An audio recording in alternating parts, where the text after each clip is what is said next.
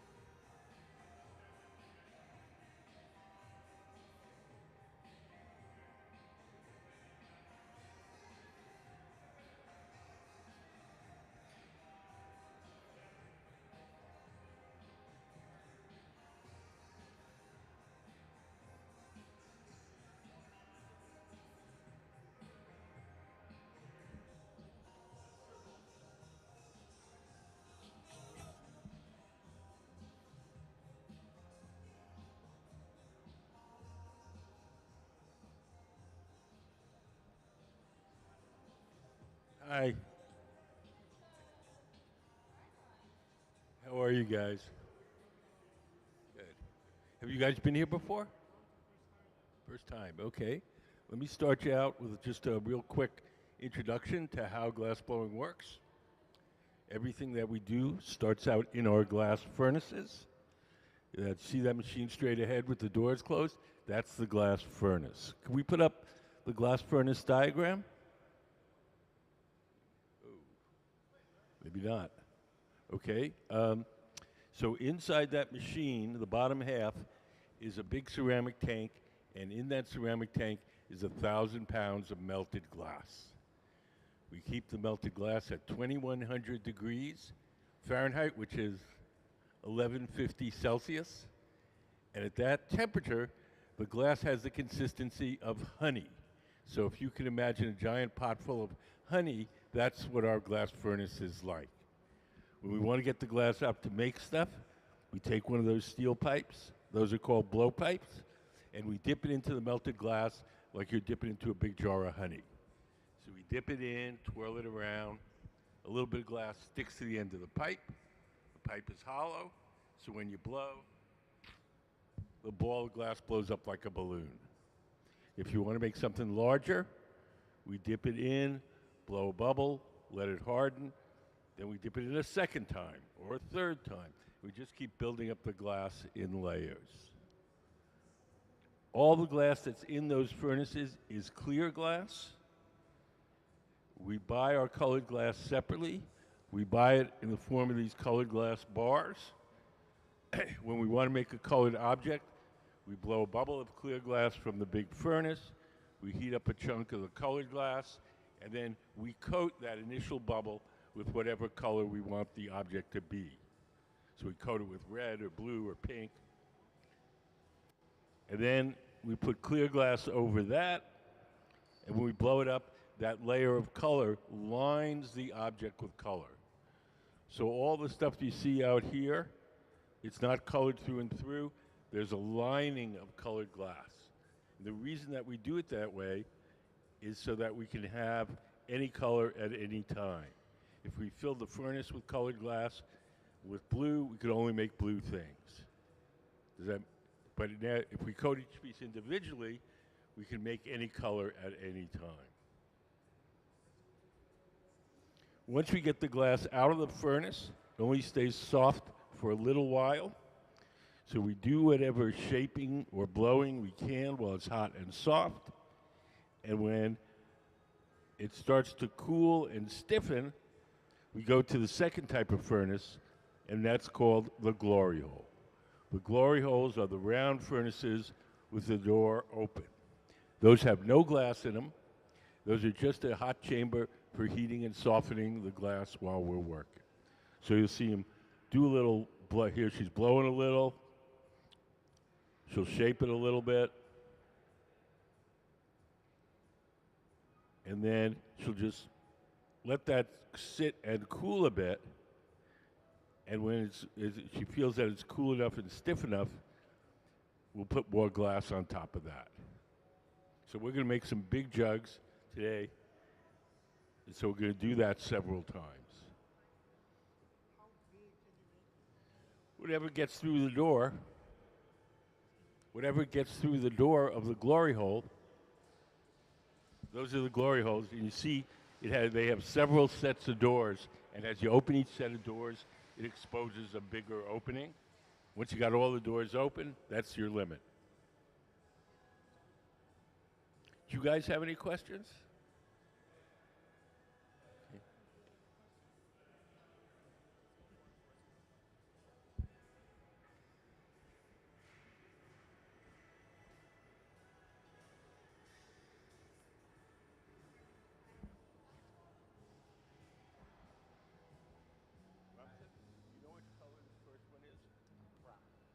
Brown.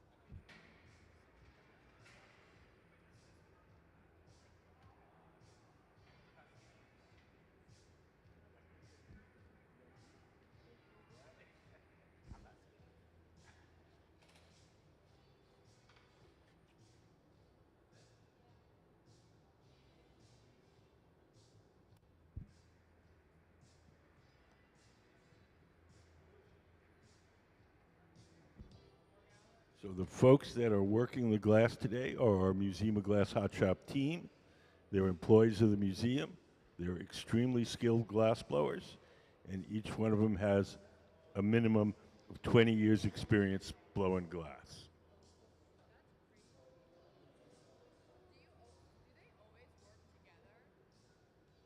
Yeah. I mean, what? You can do some things alone. It's very limited what you can do alone. It works better to do it as a team.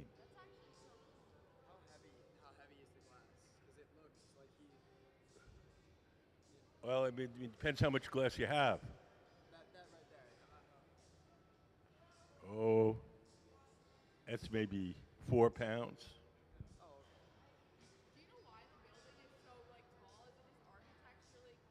There's three reasons why the building's this shape. Reason number one, most important, it looks really cool. That's a big one. Reason number two, the building is designed so that the whole building acts as a giant chimney, so there's a natural updraft to take the heat and smoke away from the furnaces. Reason number three is historical. Along this waterway, before the museum was here, there were a number of sawmills. The sawmills had big cone-shaped metal outbuildings where they burned the waste wood from the sawmills for power. When the architect saw old photos of this waterway, he saw all these big cone-shaped buildings, and that's what initially gave him the idea to make the building in this shape.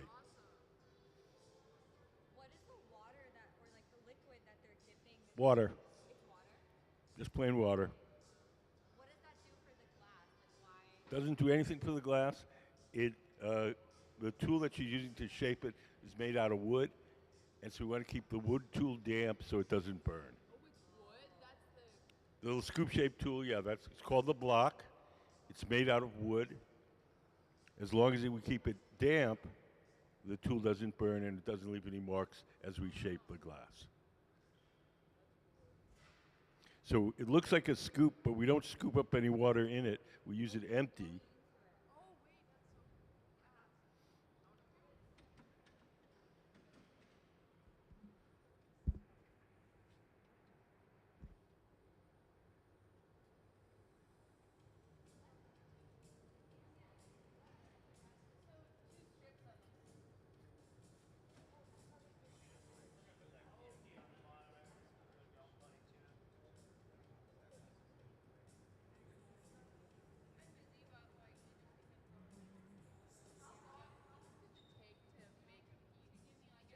it depends on what you're making.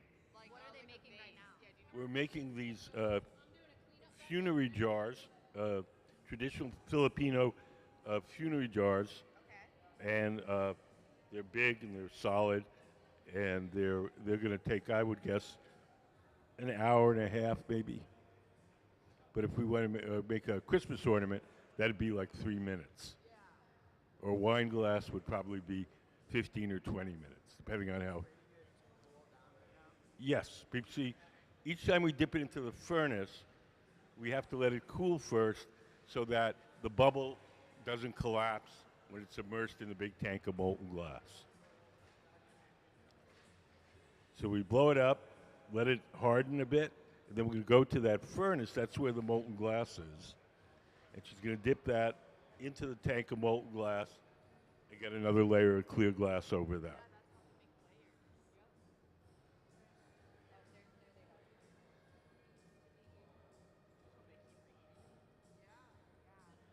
So behind that door, there's a big ceramic tank, and in that ceramic tank is 1,000 pounds of melted glass. How do they get color? Is it done after? Or Oh, so they're adding a new, like they're adding more glass. Yes, they're adding more glass to it. The color in glass comes mostly from metals dissolved in the glass when you first cook it up. oh my gosh, look at that. Oh my goodness. What is she doing now? She's dripping off the excess glass into that can. It will save that excess glass, and eventually that'll go back in the furnace. Like, how dangerous is this? They're not like wearing gloves It's at all. the danger in this is not what you think. It's not getting cut. It's not getting burned. It's not breathing chemicals. The real danger in this shop is the repetitive motion injuries, the constant turning of the pipe, the weight being so far out at the end of that pole. There's a lot of stress on your wrists and your elbows, and so a lot of the old glass blowers get things like carpal tunnel. We get burned like you might if you worked in a kitchen. So annoying things, but not medical things.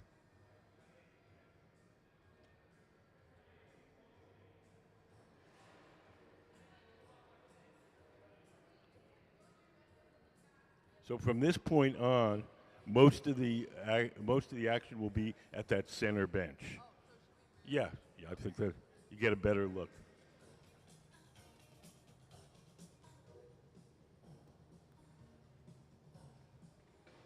So the end of this row is probably the best seats in the house. All the way to the end.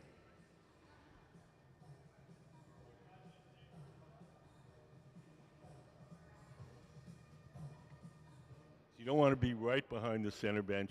You want to be at a little angle so you can see what their hands are doing. No, no, no. Other way. Yeah. Nope, nope, that's good.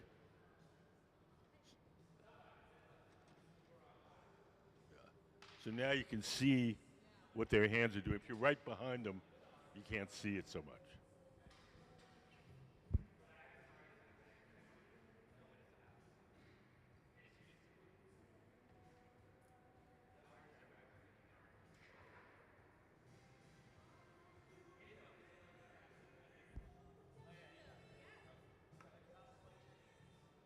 Could we put up the rounder drawing? The one's a little more bulbous.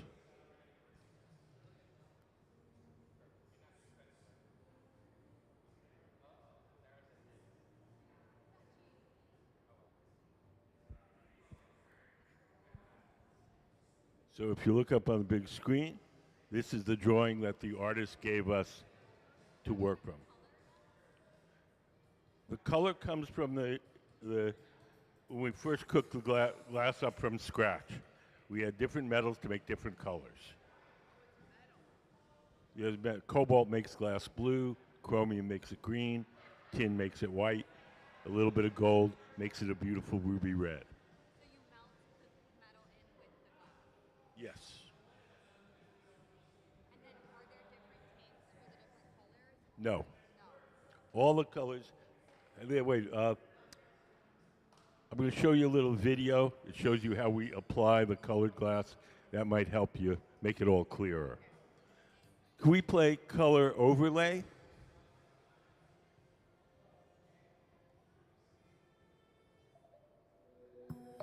The color in glass comes from adding various materials to the mixture of raw ingredients called batch. Most of the colorants are compounds containing some kind of metal. For example, adding cobalt to clear glass creates a deep blue. Tin and antimony can be used to create white glass, and gold chloride can produce a rich red or pink colored glass. Colored glass is melted in furnaces, just like clear glass, and then is usually rolled into bars for storage and easy application. In order to apply color bar to a bubble, we first need to preheat the color to approximately 950 or 1000 degrees Fahrenheit in a color oven or garage. Once warm, the color is then picked up on the end of a punty rod using a little bit of clear glass as a support. The color is then heated in the 2300 degree glory hole to soften it and make it malleable, while another artist creates a small bubble of clear glass on a blowpipe. Once warm, the color is dropped over the clear bubble, and then using a variety of hand tools or the steel marver, the color is rolled back over the clear in an even layer. This process is called dropping color, or creating a color overlay. Depending on the project, that bubble is then usually gathered over with clear glass and blown into the final form.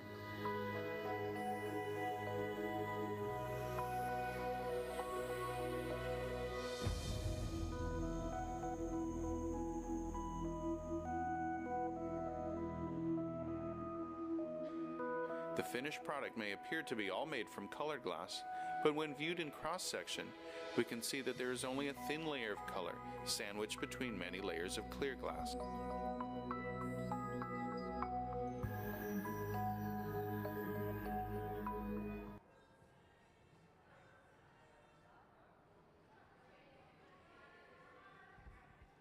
Take care.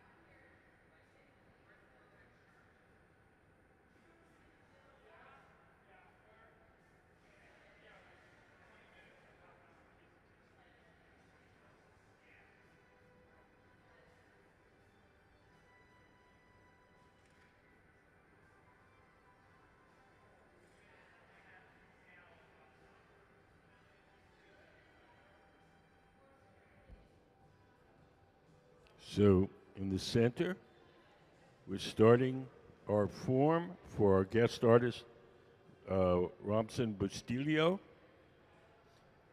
Mr. Bustillo was born in the Philippines, and a lot of the forms that we're going to make are based on historical forms from the pre-Spanish cultures in the Philippines.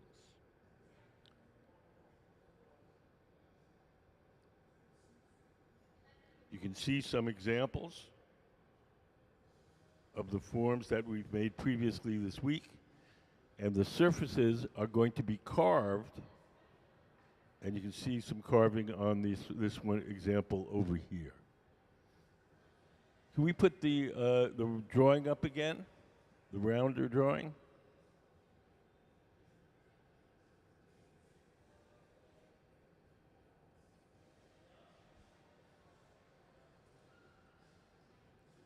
So this is the drawing that Mr. Bustillo has given us to work from.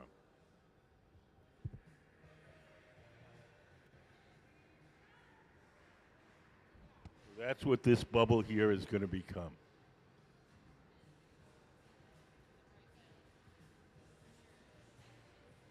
Notice that one of the glass blowers is seated to the left of the workbench. He's the guy that's blowing. He's blowing through that steel tube, the blowpipe, and inflating the glass as the man sitting at the bench shapes it.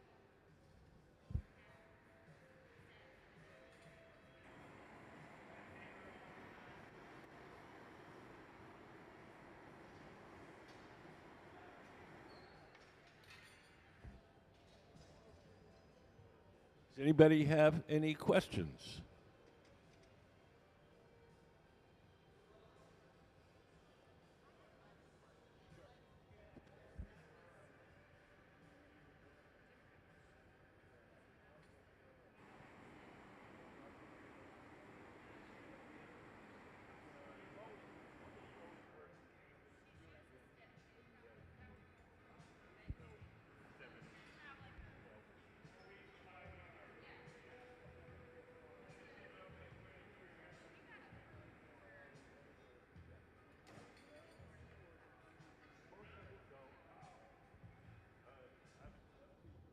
Our guest artist today, Mr. Bustillo, is the man in the black shirt there. You know, he's going to sign these pieces himself, but they're being made by our resident team of glassblowers. Usually the person who designs it is the person that gets the credit. So someone like Tiffany, Louis Comfort Tiffany, he never made a piece of glass in his entire life. He was a glass designer. He had teams of folks like this that made the actual glass.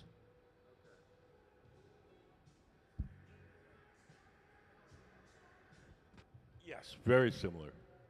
There are a few artists who, you know, work very closely with certain master glass blowers, and they credit them, but that's not the standard.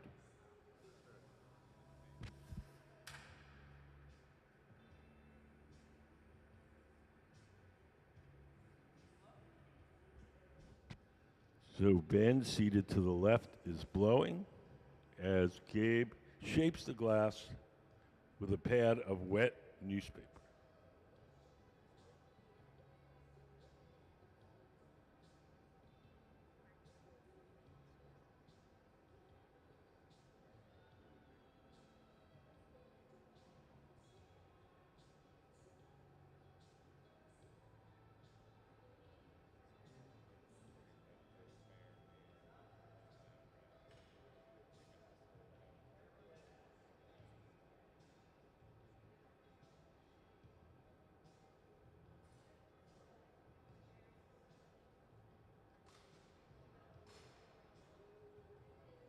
Mr. Bustillo is a multifaceted artist. He's a printmaker, he does performances, he does installations, and last few years he's been working with glass blowers to make these glass objects. We often have guest artists from outside of the glass world, so we can inject some new perspectives and ideas. And we have a crack team of glass blowers that work for the museum, and they can make anything that you want. So if the person is not a glass blower themselves, then they come up with a design, and our team of glass blowers make their design.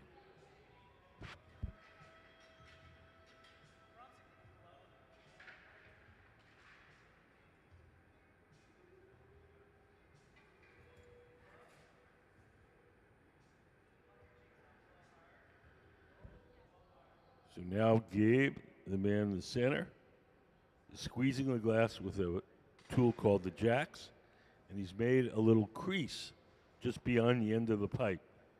That crease is where he's going to be able to break the glass away from the pipe once we're done shaping.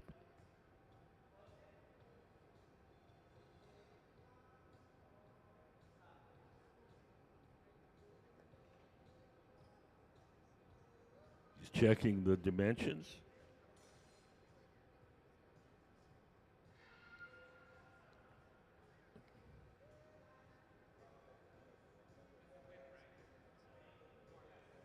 We take the dimensions from the drawing, and they're really more about preserving the proportions than they are the exact size.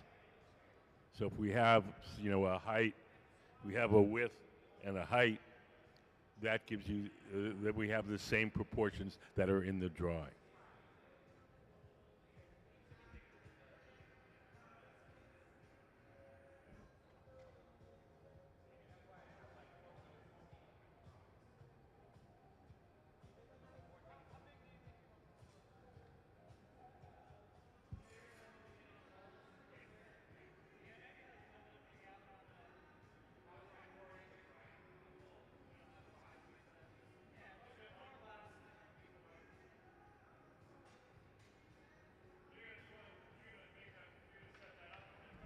Does anybody have any questions?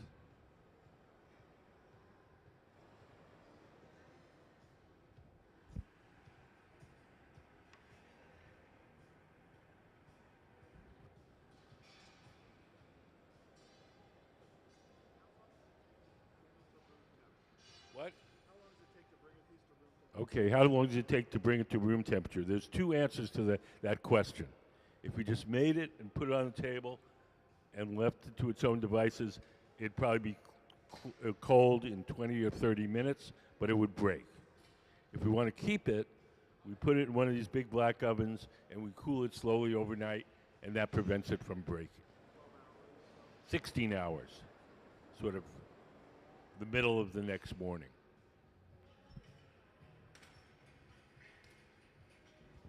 These ovens, they're called annealers, and they have a little computerized thermostat that we can program to come down to room temperature in 12 hours, 16 hours, 24 hours, whatever we want.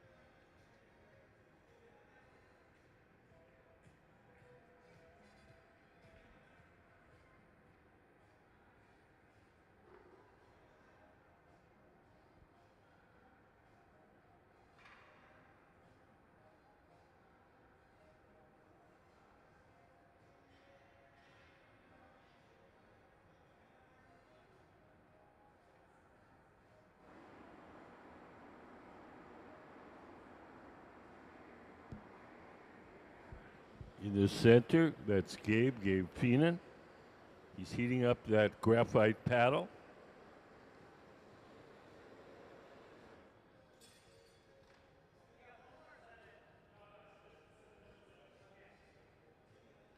We're going to add a little foot, a little base to this. Ben is getting the glass over on the left. He's going to bring it to Gabe in the center, and Gabe will apply it and shape it.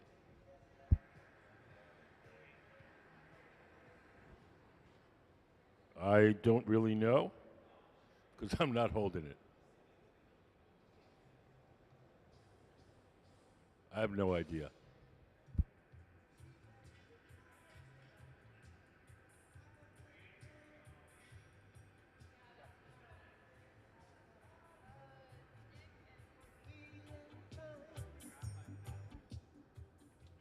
Flatten some of the, we're going to put a little disc on the bottom.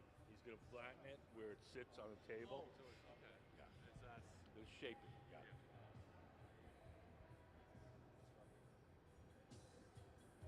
Graphite the normal material for touching the glass with? We use a lot of wood, and we use graphite for some things, but probably wood in most of everything.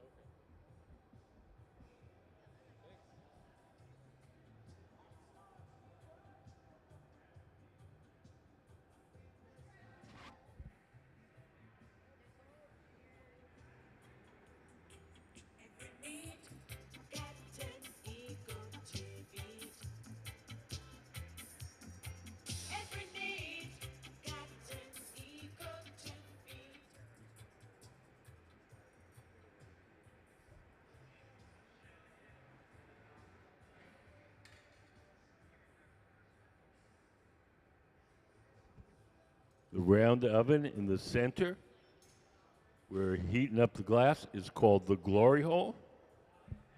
There's no glass in there.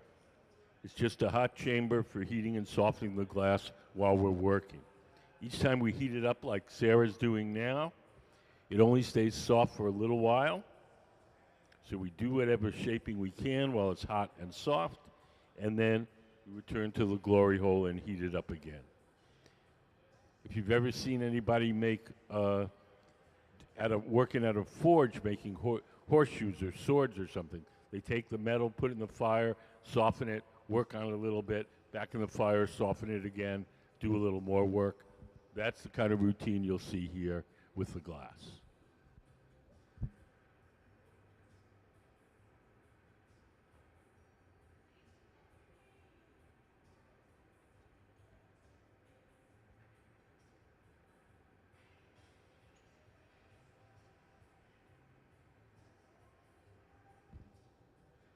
All glass looks orange when it's hot.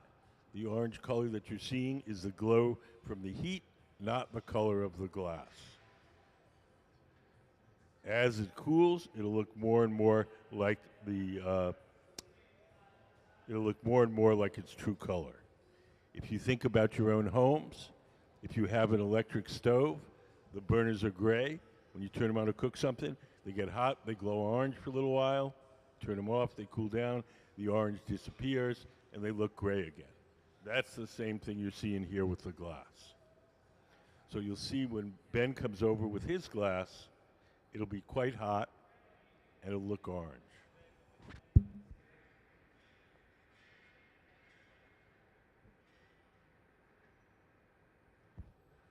The body of this funerary jar that we're making, right now it's much cooler, so you're getting closer. It's a kind of a golden brown, but it's much closer now.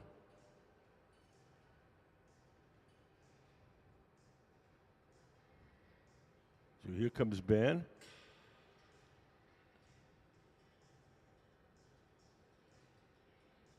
He's going to hold that ball of glass up in the air, and Gabe's going to grab the pipe and place it on the bottom. He'll snip it off with those shears. Glass, you can cut glass with a pair of shears when it's hot.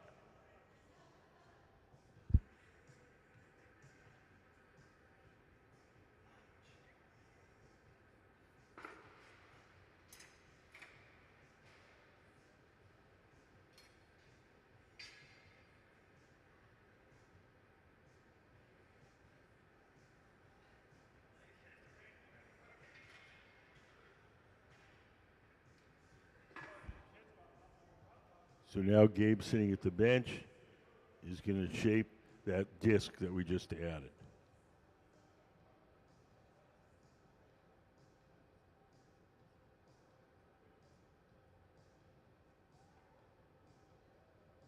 So we would call that, in glass terms, we call it a foot, a solid foot.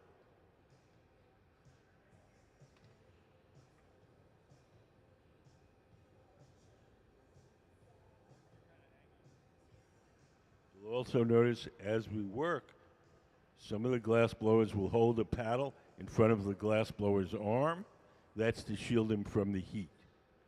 The heat that comes off the glass is radiant heat, like an outdoor heater. It heats the first thing it strikes.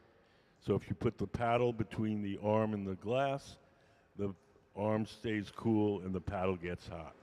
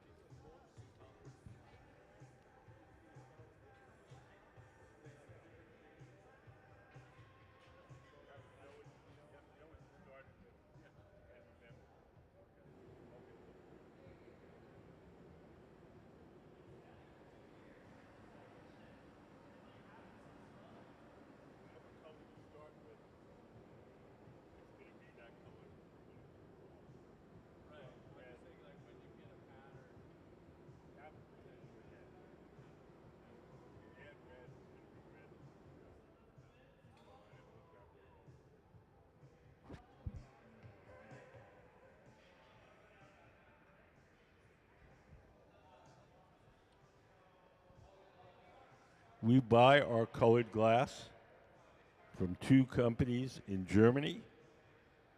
They make almost 200 different colors. Can we put up the color bar photo?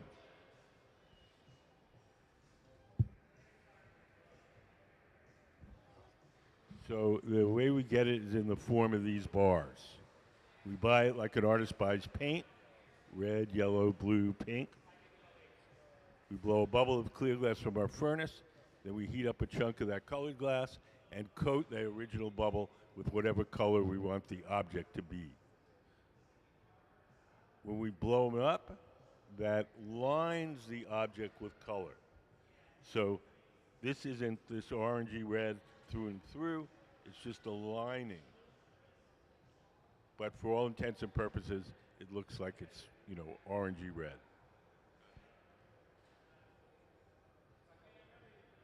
The reason that we do it this way is so that we can have any color we want anytime we want. If we were to fill the furnace with blue glass, we could only make blue things. If we coat each piece individually, we can have any color at any time.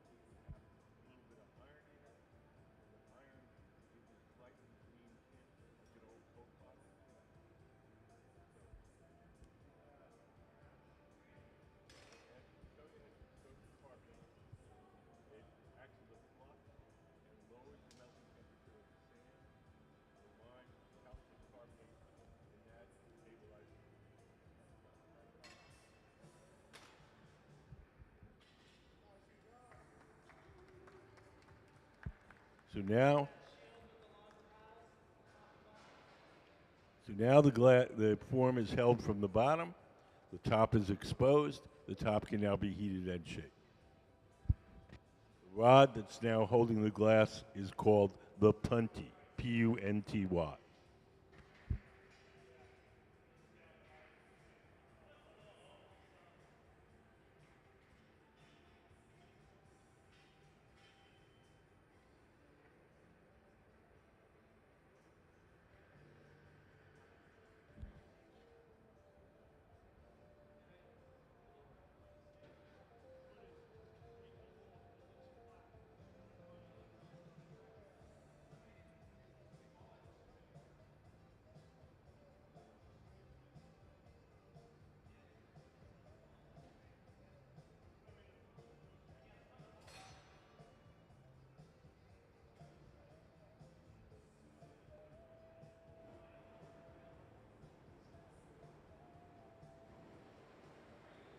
We have two ways in which we heat up the glass. Sometimes we heat it up in the big round oven, the glory hole. Sometimes we heat it up with a torch. When we heat it up with a torch, we can focus the heat in a particular place. So we can make just the part we want to work on extra hot and therefore extra soft. And we can shape one part of the glass without disturbing the rest of the shape.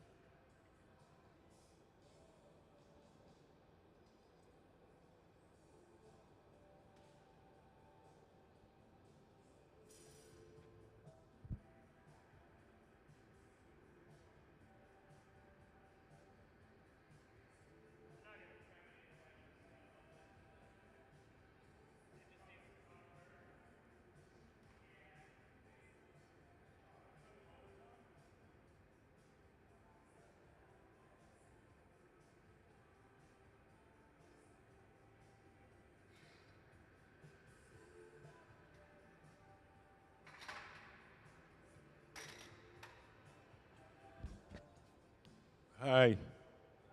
How are you guys? Good. Do you guys have any questions? Okay.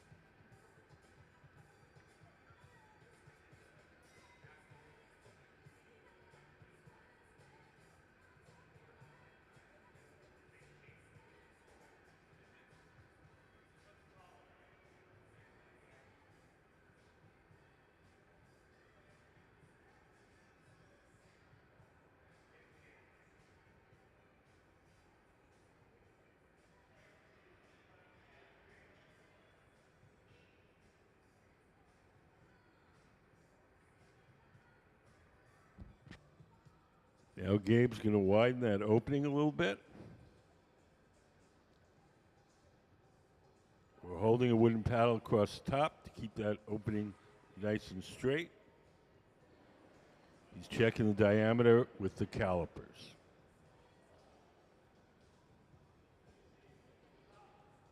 We've made stoppers for these jars.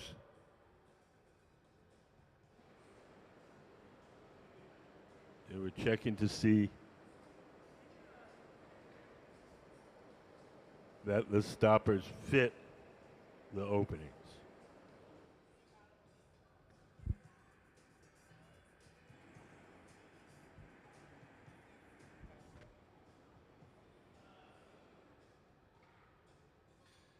The glass, when it cools and contracts, it doesn't contract very much, so we can make a opening and a stopper to fit while it's hot, and it'll fit when it's cold as well. Clay, when you make clay, when it's wet, it's like it's much bigger. It shrinks about 15%, so you can't do that. The glass doesn't change very much in dimensions when it cools.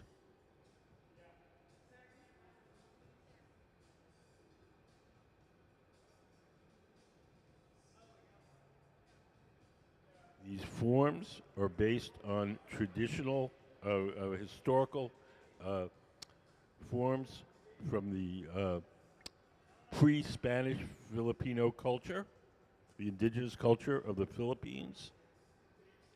And they were used as burial jars. They had a tradition where they would bury someone twice. You'd bury them for a year or so till there was nothing left but bones, and then they would dig them up, put the bones in one of these ceremonial jars, and then bury them again.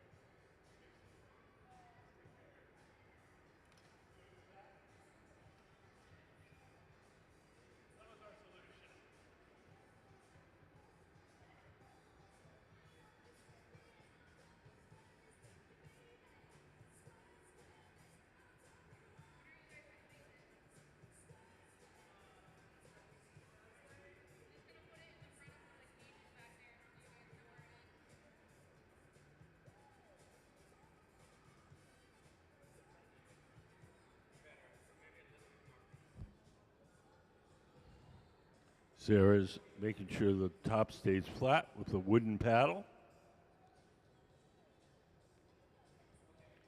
Generally, these paddles are made out of some kind of fruit wood, cherry, pear, apple. The woods from fruit tree are very dense. They burn slowly, and they don't have much resin, so they don't smoke.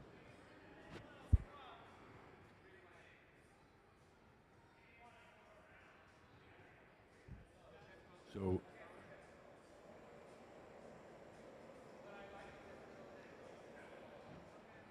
when these make these things for another artist, there's always a lot of back and forth between the team and the artist. The drawing is one thing, but once you see it in 3 dimensions, we can make, there's all sorts of little adjustments to make it look just exactly the way the artist wants it.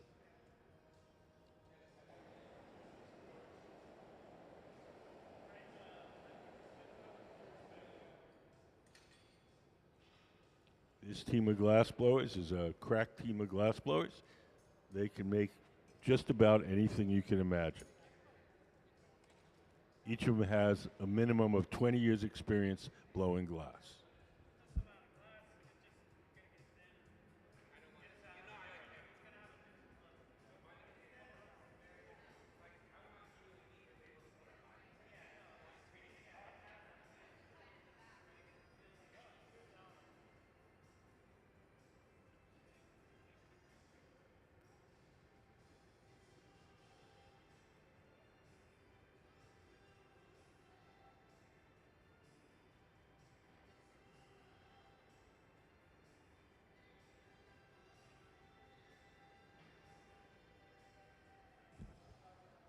I think we're going to add some handles to this. Sarah Gilbert on the left is getting the glass for the handles.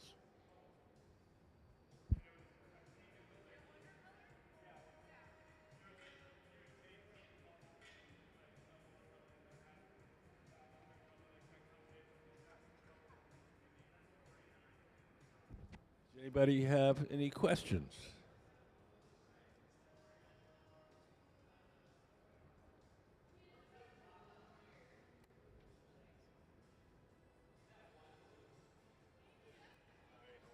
Good, how you doing? Good. Do you have any questions? Anything you want to know? I had a brother who was a ceramic engineer, worked for Corning Okay, glass cool. for 30 years, and then was hired to go to work for Goban out of France. Mm-hmm. And then he opened up a perfume bottling plant in Atlanta. Where? In Atlanta, Oh, they, really? the friend Goban was opening up a plant, so I told him I was coming up here. I'm sure he would appreciate it. Yeah. Very cool.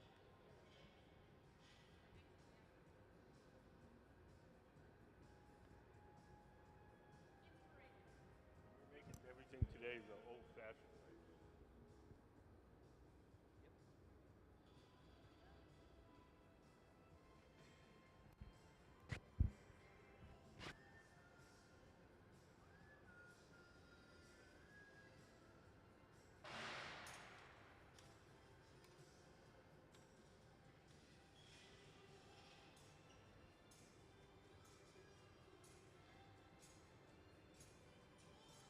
So in the center, we're just keeping this warm, waiting for Sarah to get ready with her glass for the handles.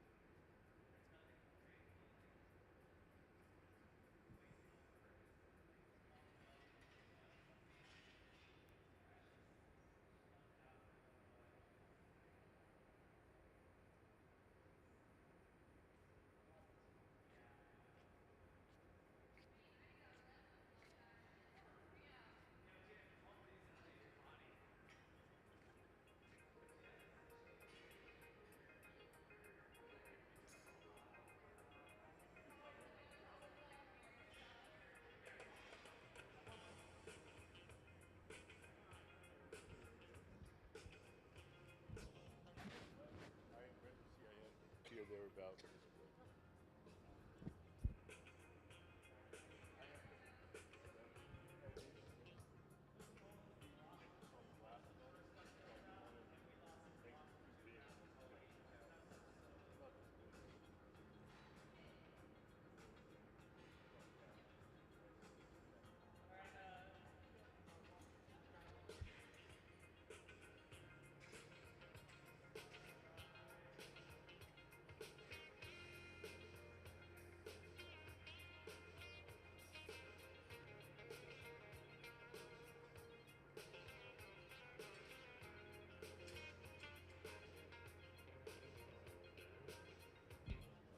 So here comes Sarah with the glass for the handles. Gabe will lay it on.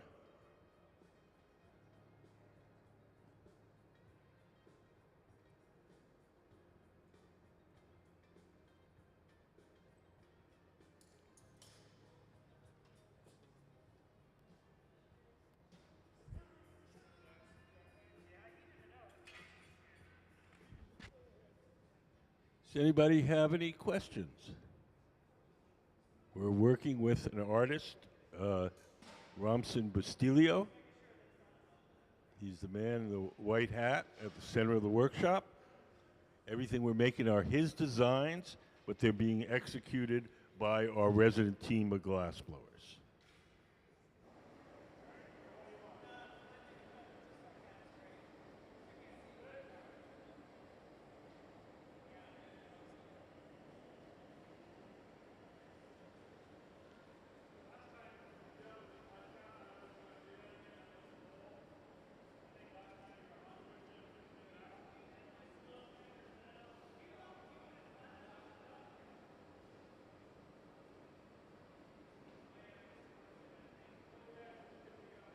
So over on the left, Sarah's getting the glass for the second handle.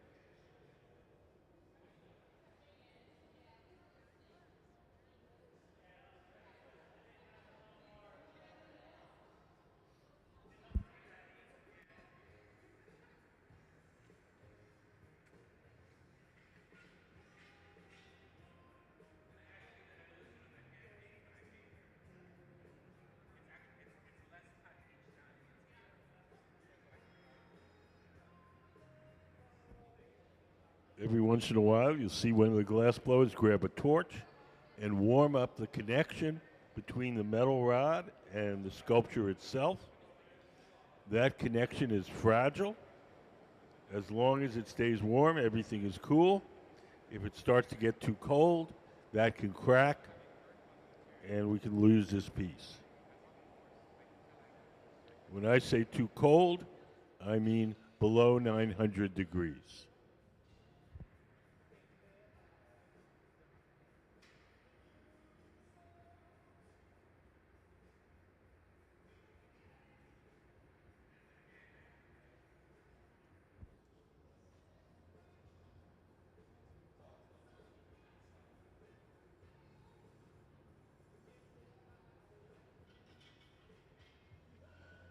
Glass blowing is a team sport. We rarely do it alone. Some things can be done alone, but it's very limiting.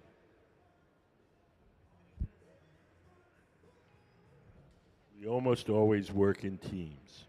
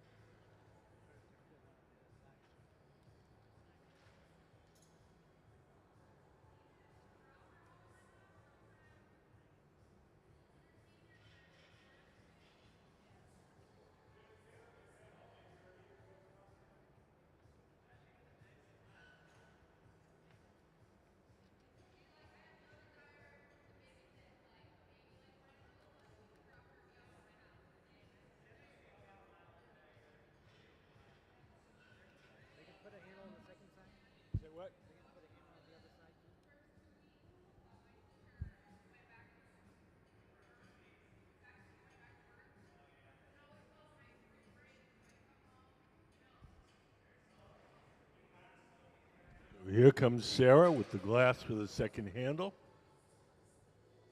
Brings it to Gabe. Gabe will lay it on.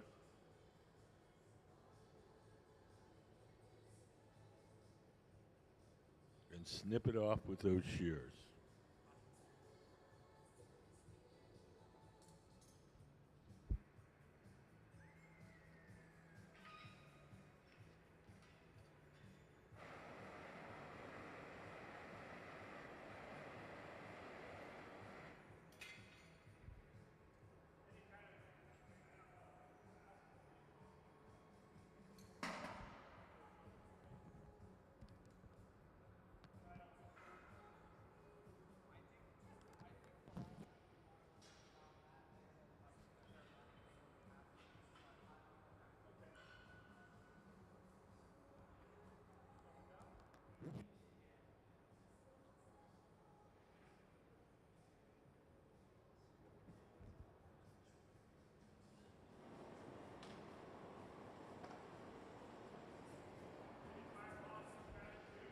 In the center, Gabe has grabbed a propane and oxygen torch. It has a very hot flame. It's going to allow us to focus the heat in a very particular place. Glass is a poor conductor of heat, which turns out to be an advantage for us because we can get one part hot and soft and shape it without disturbing the rest of the shape.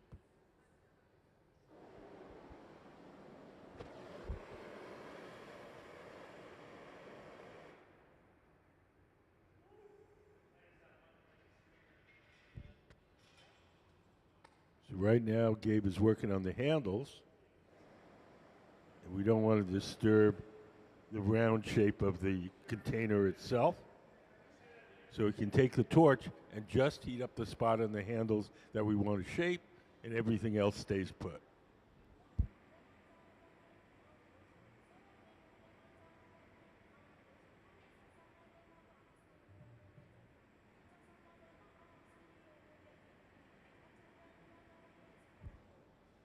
Can we put up some of Mr. Bustillo's artwork up on the big screen?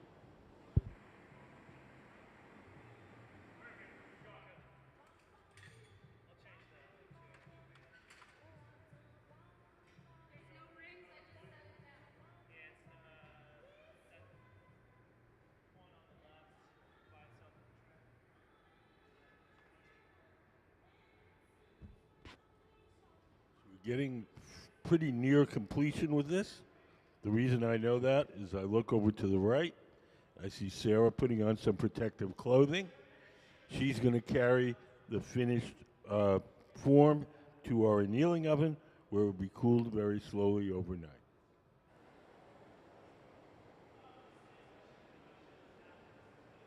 When she grabs that vessel, it'll be approximately 1,000 degrees Fahrenheit.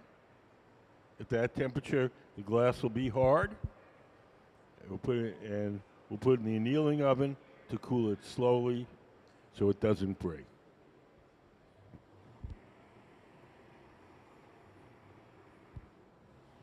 In order to get the glass off the metal rod, we'll drip some water on the joint between the metal rod and the sculpture itself.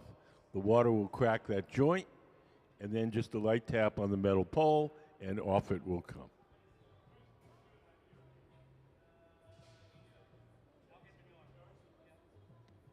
Very often you'll see we'll leave a little bit of extra glass attached to the sculpture. Oh, no, not there, but there.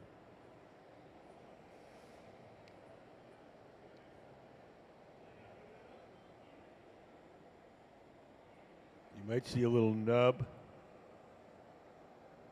That little nub will be ground off and polished after the glass has cooled.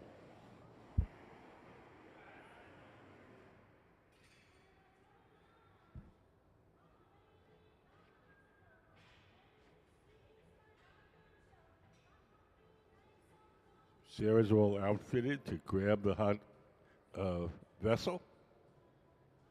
The gloves that she's wearing are made out of Kevlar. Kevlar is a fire-resistant insulating material.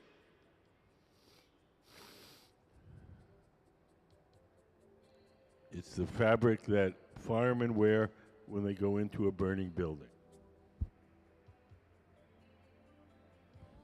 Water. That should crack the joint. Little tap. Off it comes. We'll take a torch and melt the spot where we broke it off so it's not sharp. And into our annealing oven to cool slowly overnight.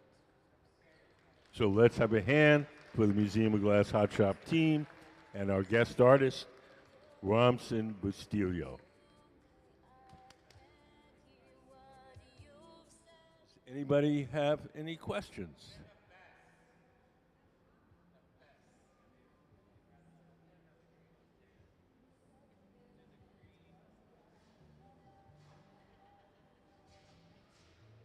So these forms, as we're making them today, are blank, and Mr. Bustillo is going to carve into the surface in the manner that you see here.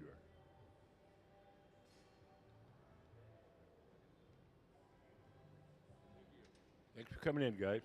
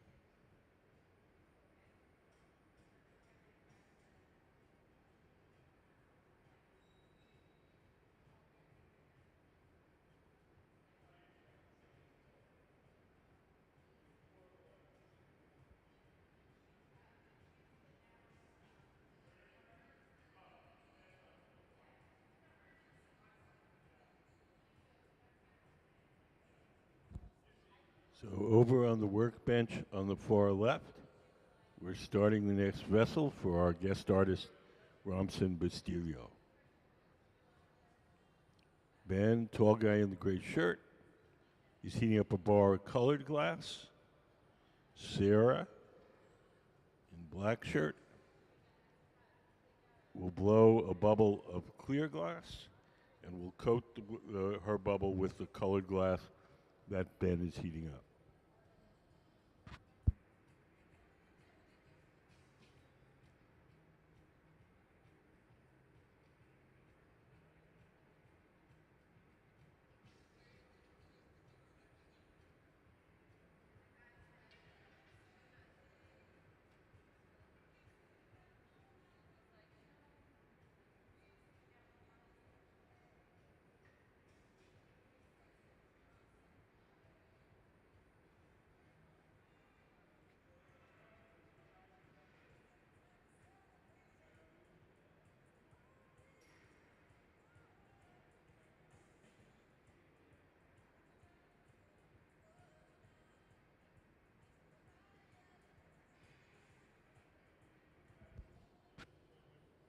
So now Sarah, to the left of center,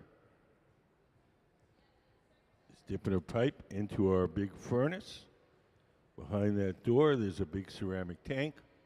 In that ceramic tank is 1,000 pounds of melted clear glass. Sarah's going to shape that glass on a steel table called the marver. She's going to blow air through the steel tube into that glass, and a little bubble will pop out the other side.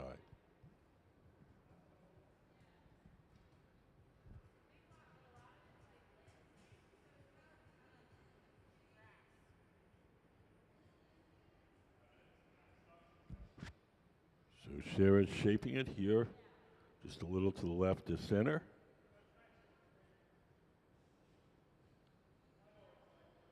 The pipe that she's holding is the blow pipe.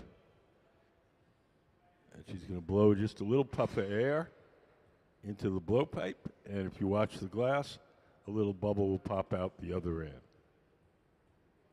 That's how we start almost every hollow object that we make, whether it's a wine glass, a lampshade, a sculpture. It all starts out the same way with this little clear bubble. And then if we want it to be colored, we coat it with colored glass.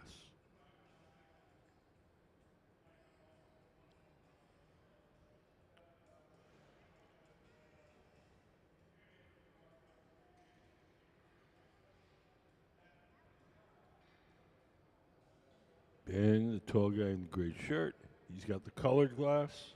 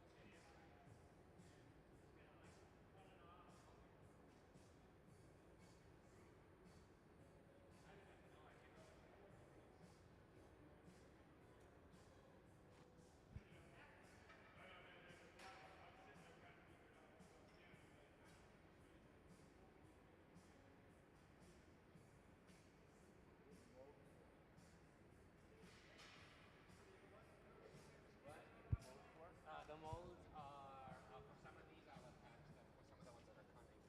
So they're faces and what have you that I kind of contorted.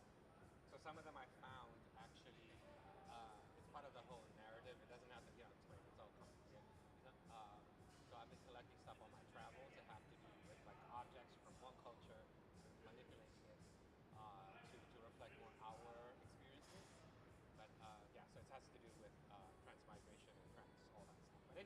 short is there are molds that will eventually go onto some of these objects. Okay, so they are associated. Yeah, yeah, yeah.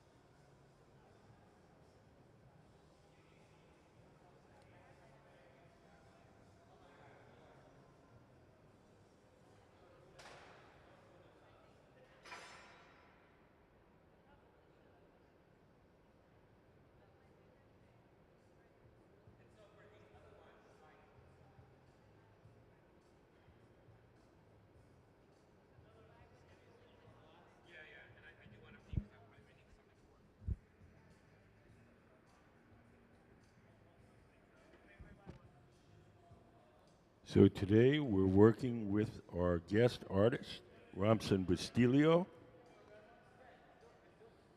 He's the man in the black shirt and shorts. And he's working with our team of artists who work for the museum. So the designs are Mr. Bustillo's, and they're being executed by our resident team of glass blowers. Over on the left, Sarah Gilbert, is starting the bubble for the next jar.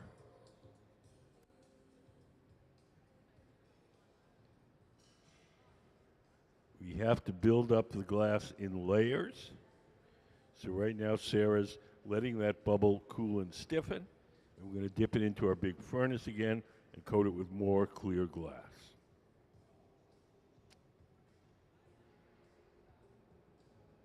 Can we put up the furnace diagram?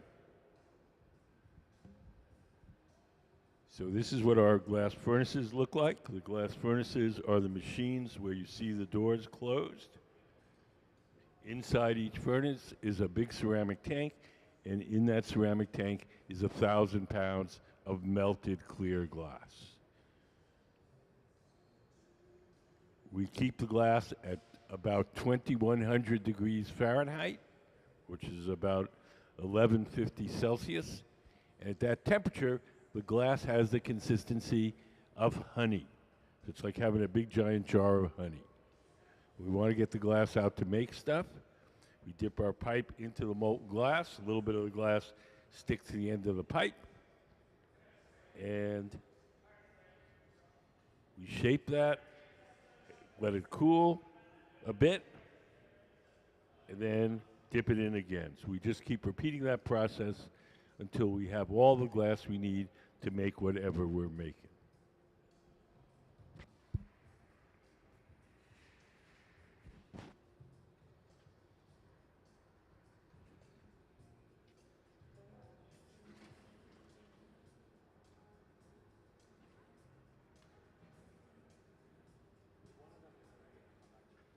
How do you move it back?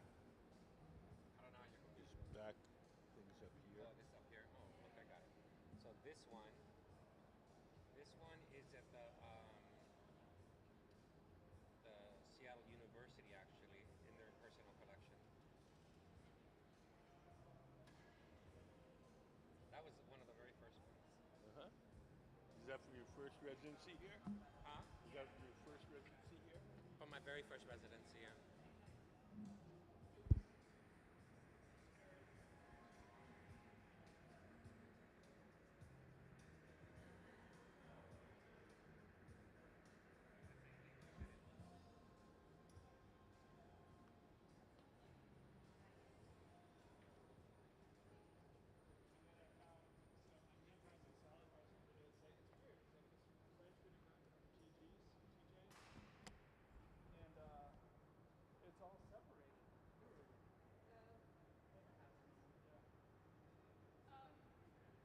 Incoming.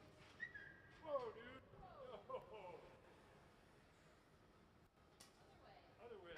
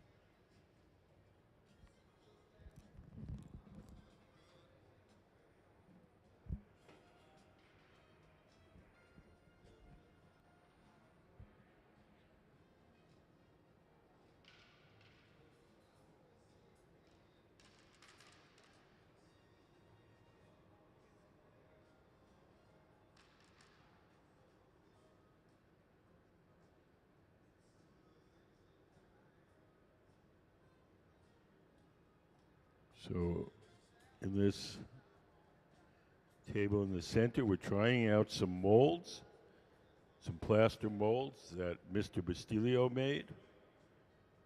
Looks like we're having a little trouble getting the glass out.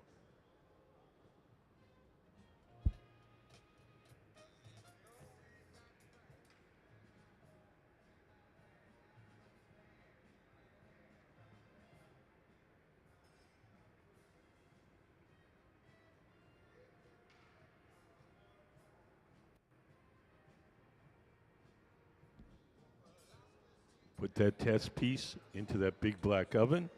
That's called the annealer.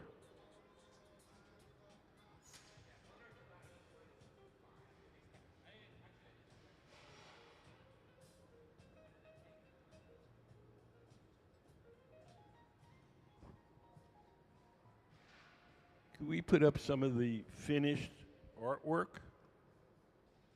So if you look up on the big screen, we have some examples of how these jars look when they're finished. So they're not only the form and the plain surfaces, but they're also carved. The heads on the stoppers are carved, and some of the bodies are carved as well. So this is the type of thing that we're making today. So all these ones you see out here will get carved in a similar manner.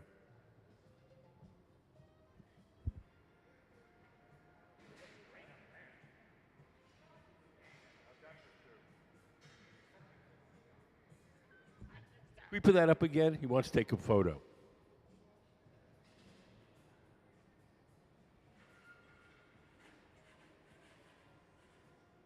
That took a year and a half to finish.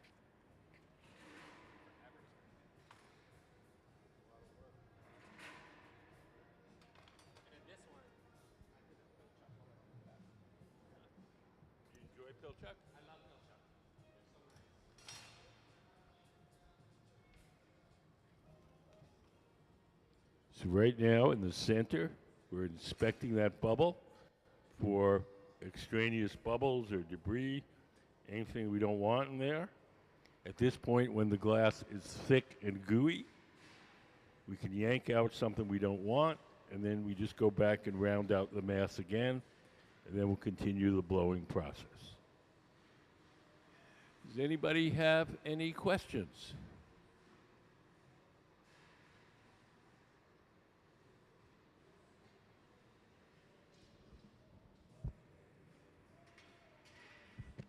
Sarah's taking the pipe over to the pipe cooler. When we reach into the furnace to get a new layer of molten glass, it gets the pipe hot, and so we take it over to the pipe cooler.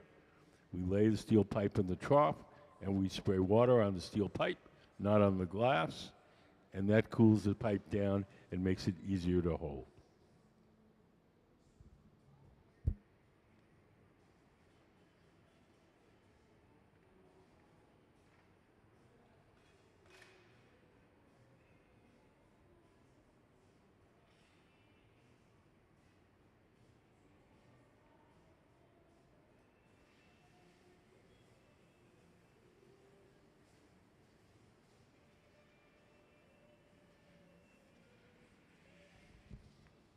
Can we put up the drawing?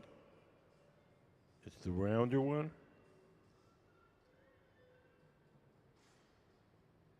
So this is the drawing that we're working from. Mr. Bustillo is not a glass blower. So he's made these designs, and our resident team of glass blowers is going to make the glass from his designs.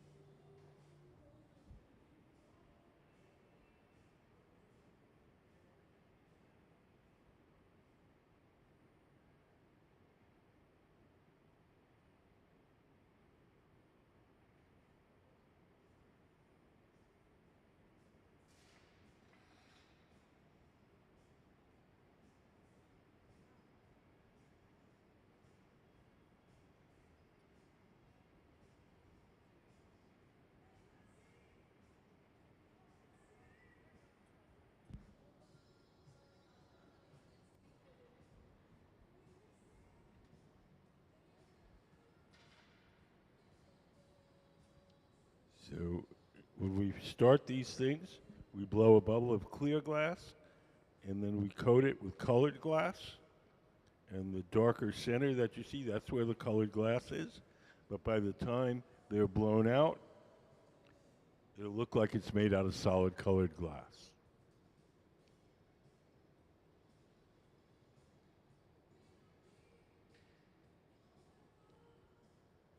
Can we play color overlay? The color in glass comes from adding various materials to the mixture of raw ingredients called batch. Most of the colorants are compounds containing some kind of metal.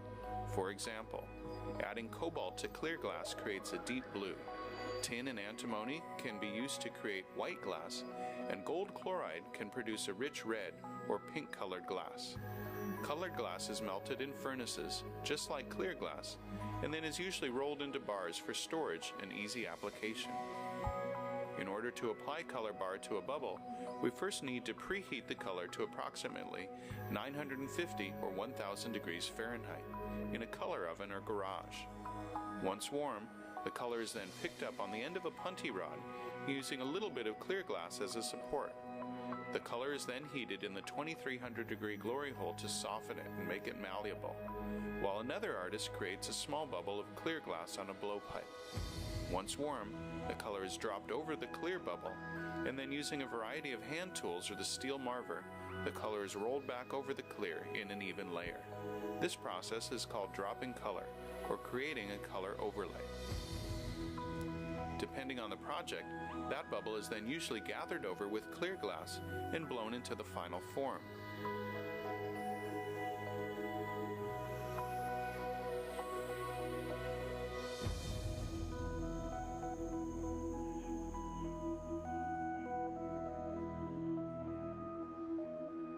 The finished product may appear to be all made from colored glass, but when viewed in cross-section, we can see that there is only a thin layer of color sandwiched between many layers of clear glass.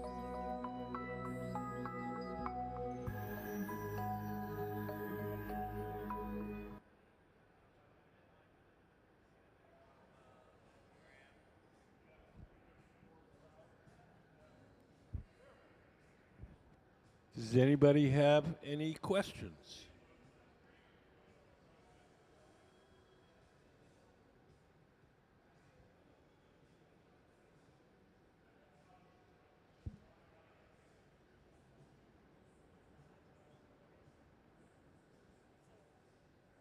Can we put up some of the finished pieces up on the big screen?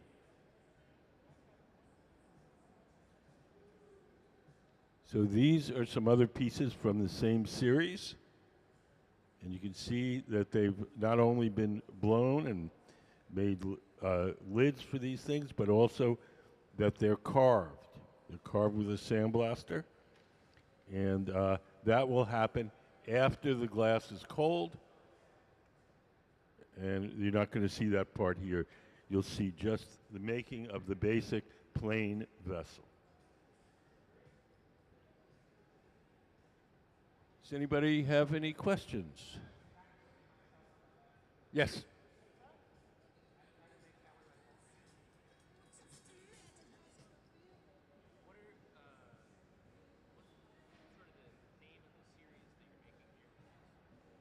I don't know if it has a name. They are based on funerary jars from the pre-Spanish Filipino culture. And in that culture, they actually buried people twice. They would bury them, and then a year or two later, they would dig them up after all the flesh is gone, and only the bones were left, and they would put them in these ceremonial jars. And so he's made a sort of portrait type vessels based on that tradition. Yes.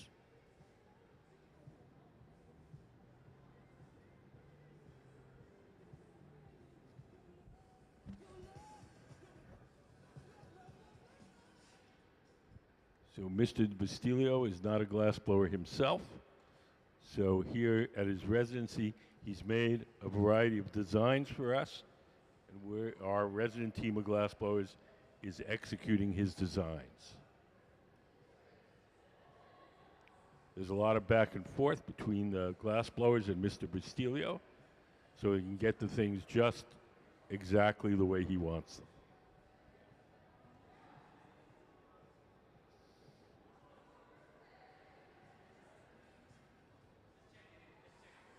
If you came in a little later,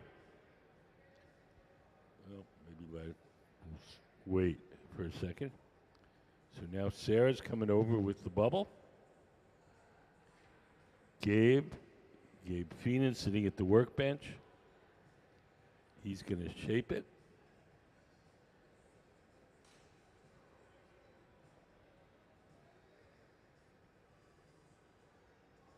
Oh, this looks like he found something he doesn't want. So he's going to cut that off.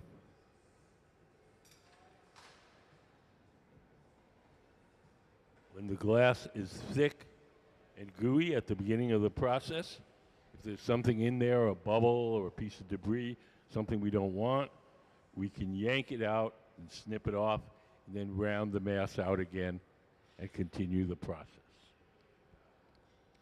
Do you guys have any questions?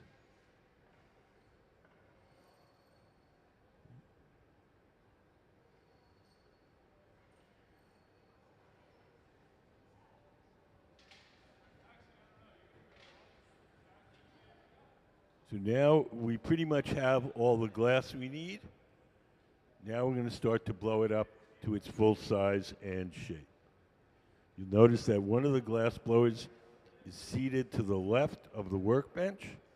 He's the person that's going to be blowing. He's going to blow through that steel tube, the blowpipe, and is going to inflate the glass as the man sitting at the bench shapes it.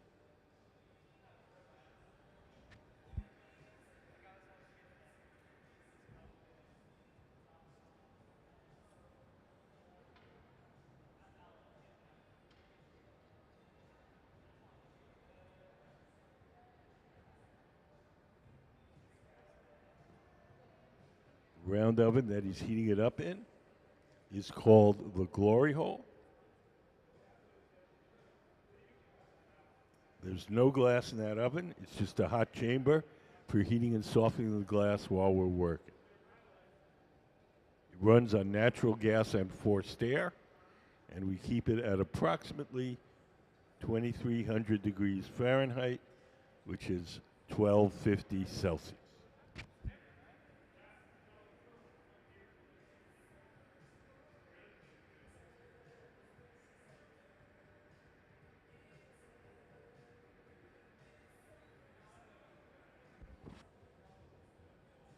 Anybody wants to take pictures? We encourage it. Please no flashes, but other than that, knock yourselves out.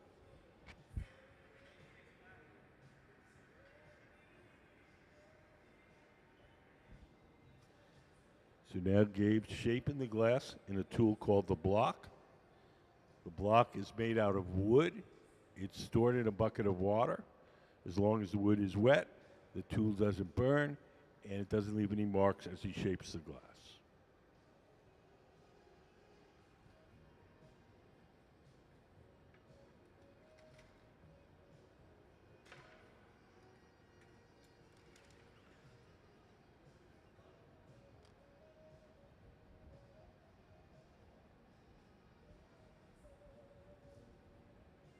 The pad in Gabe's hand that he's shaping the glass with is just folded up ordinary newspaper soaked in water. As long as the newspaper is wet, the paper doesn't burn too much, it doesn't leave any marks as we shape the glass. He's using a new one right now, so there'll be a little more smoke than usual, but once it's burned in, it'll shape the glass seamlessly.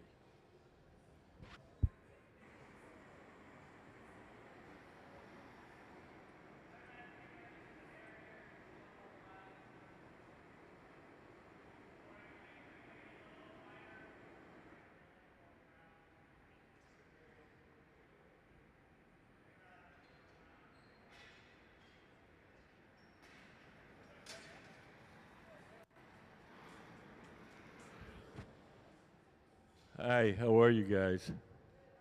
Good. Do you guys have any questions? Okay.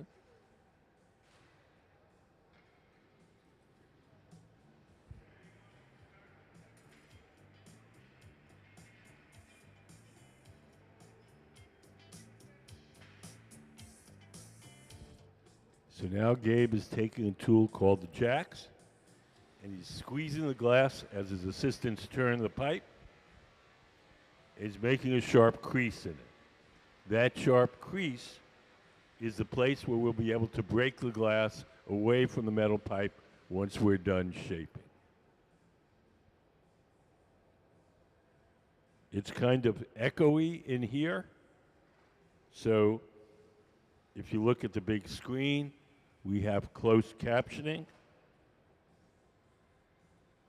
And if it's a little hard to hear, you can always read the narration on the screen.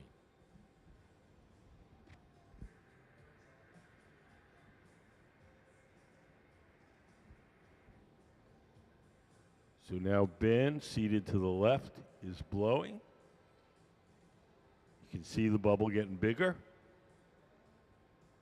And as you blow it up, Gabe shapes it.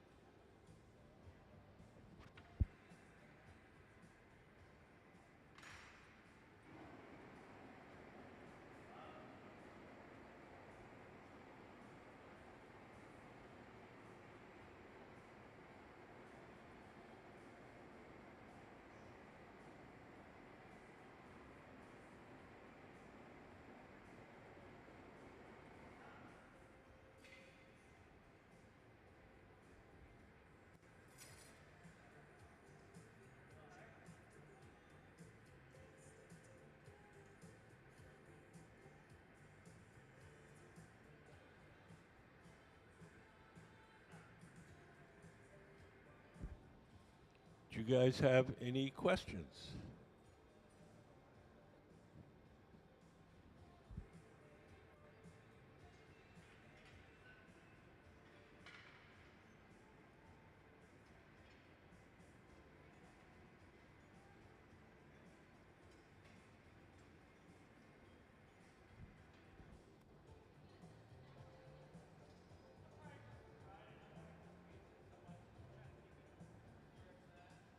Can we put up some of the finished artworks?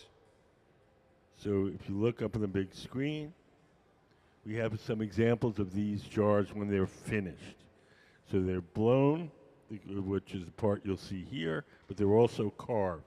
You can see the carvings on the surface and on the heads as part of the lids. That part will happen later on, not here while we're working. That'll happen after the glass is cold.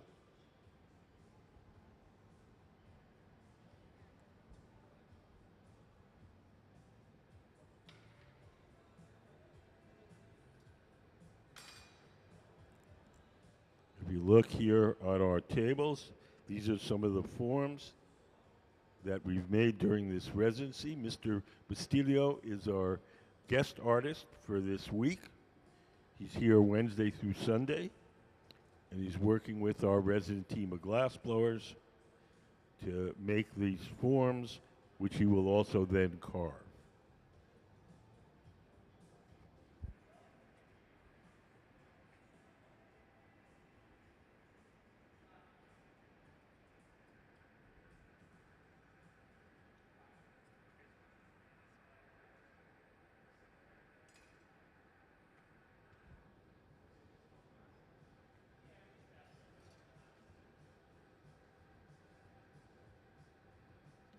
This is Mr. Bustillo's second residency here.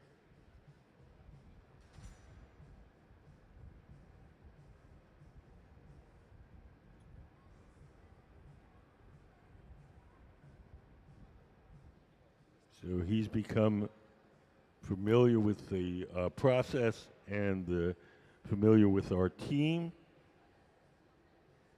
The team of glassblowers and the artists work together collaboratively. There's a lot of back and forth. so that we get these things just the way the artist wants.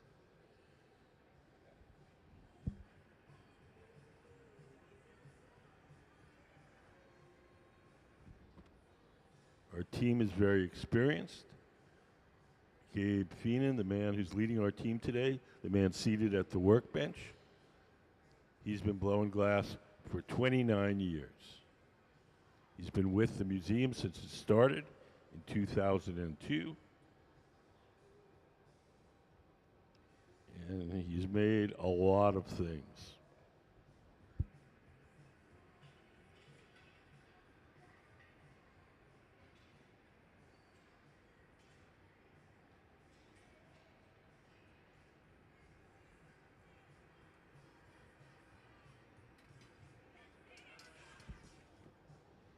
Do you guys have any questions?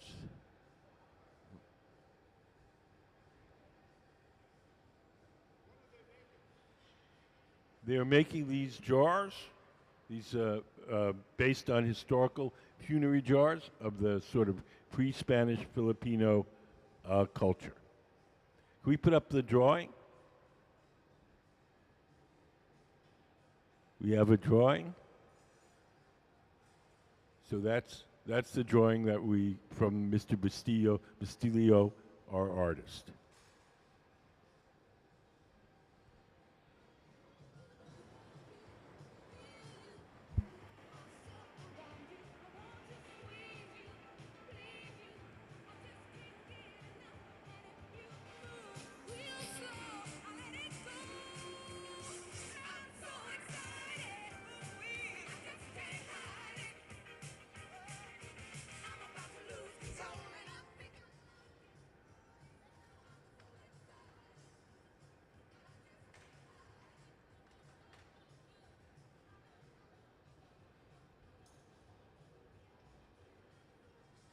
We're going to add a small solid base to this form.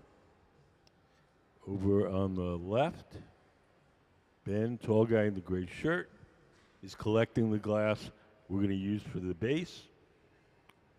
He's going to prepare it and then bring it to Gabe, sitting at the center workbench. Gabe will apply the glass and then form the base.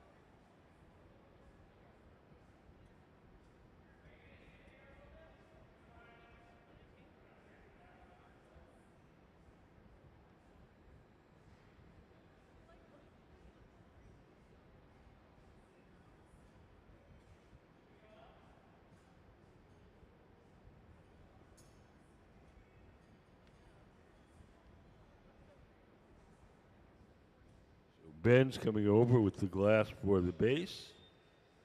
Ben in the light gray shirt. He's going to hold it up in the air, and Gabe at the workbench will apply it.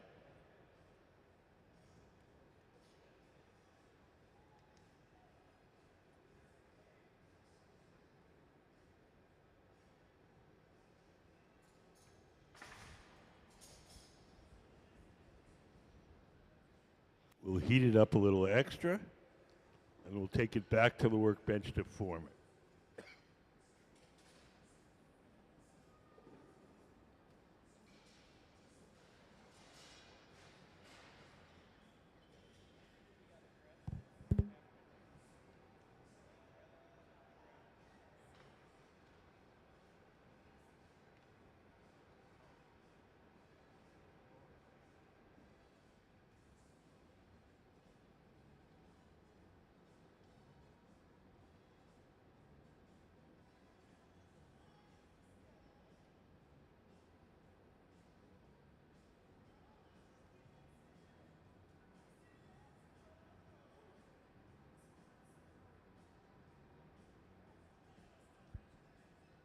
Working with glass is like working on a lathe or a pottery wheel. The work spins, and we hold the tools against it as it spins to shape.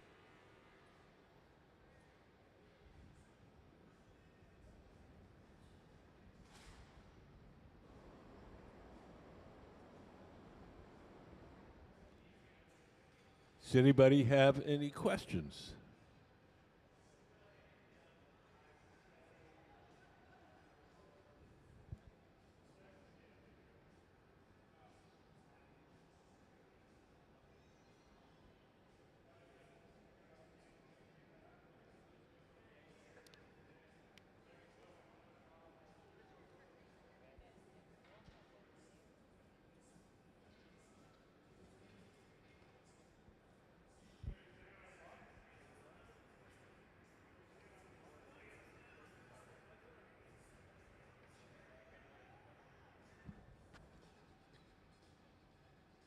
So, does anybody have any questions for the artist himself? Most museums you go to, all the artists are dead. So here we have a live one. If you have a question about what he's up to, he'd be glad to answer it. So, very curious.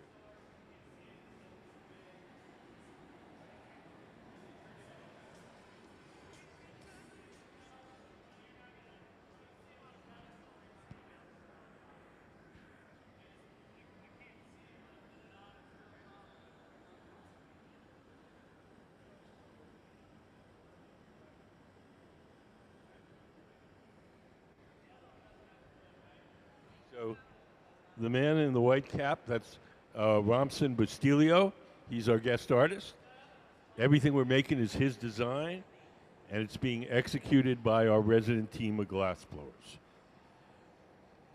These vessels that we're making are based on the sort of pre-Spanish Filipino culture, the traditional funeral vessels. He's making the shapes, and then he's also carving them. The carving part will happen after at his studio after the glass is cold. We're just basing shapes according to his drawings. Can we put up the drawing up on the big screen?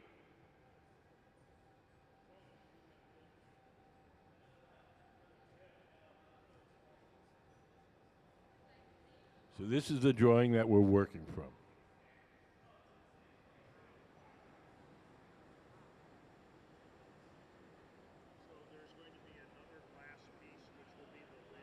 Yes.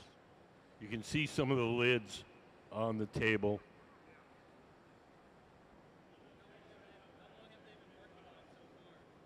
Let's see.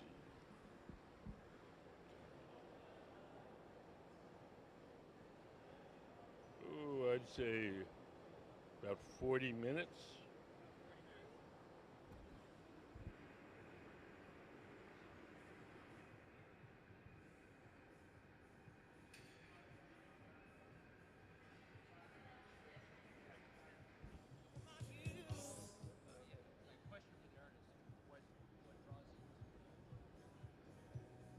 Robson? Mike, this guy has a question. What's your question?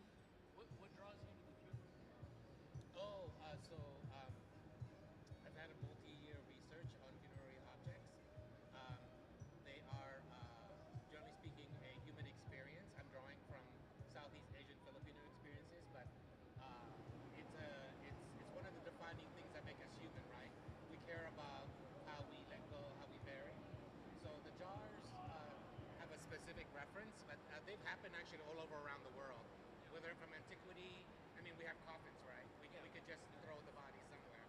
So at some point, at different parts of the world, which I find very fascinating that it happened, was these practices where it's called secondary burial, where after a while the body is digged up, you actually have a celebration, then you rebury it again. In contemporary times, we have a memorial or something like that. So specifically, I've been doing different kinds of research on burial practices for several years. The long and the short, if you whatever our different practices are.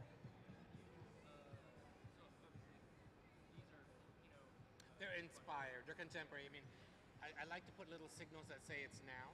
I mean, these are utilitarian. Like if I mean, they won't let us dig bodies up anymore, but but say cremation, it could be like an urn, right?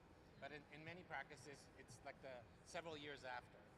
But there are signals that say, like if someone digs this up a couple thousand years from now, the baseball cap will actually signal at least a couple hundred years of time frame. Right? Like when we dig up stuff from Rome, from Egypt, from Africa, from Asia, you know, from like different cultures, right? We can date it. So I'm trying to also put things that kind of date it, but also says Southeast Asian Filipino, that it comes from that. Sure. I am.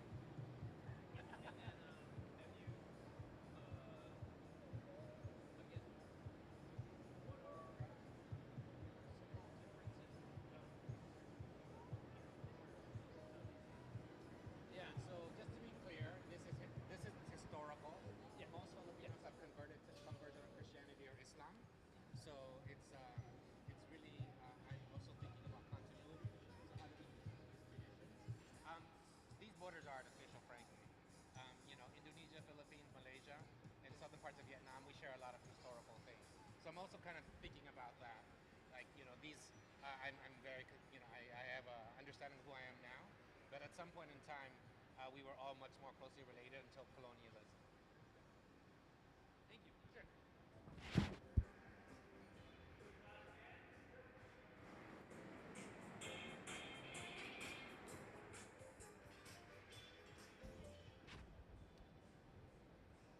So the next part of this process is to transfer the vessel from the steel pipe that it's on right now, the blowpipe, to a second steel rod called the punty.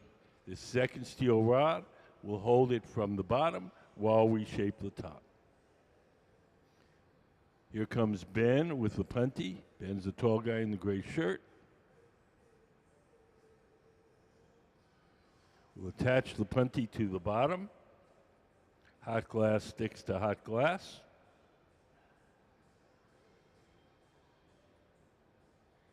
When they feel that bond is strong enough to bear the weight, then we'll break the glass away from the original pipe. We'll use water. We'll just drip a little water where we want it to break, give the pipe a tap, and off it'll come.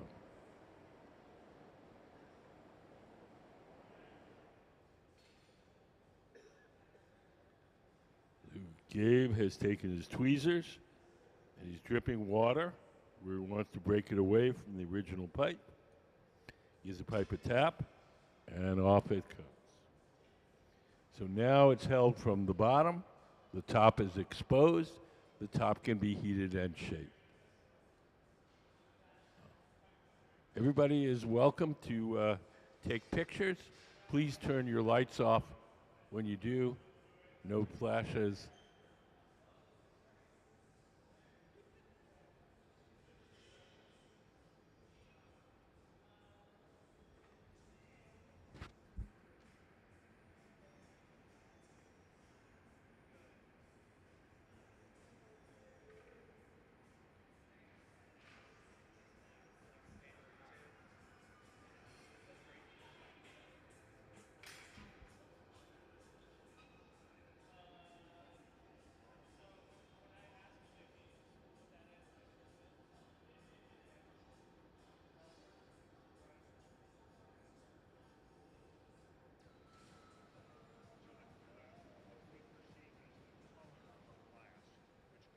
What you're seeing now is mostly the glow from the heat, not the color of the glass.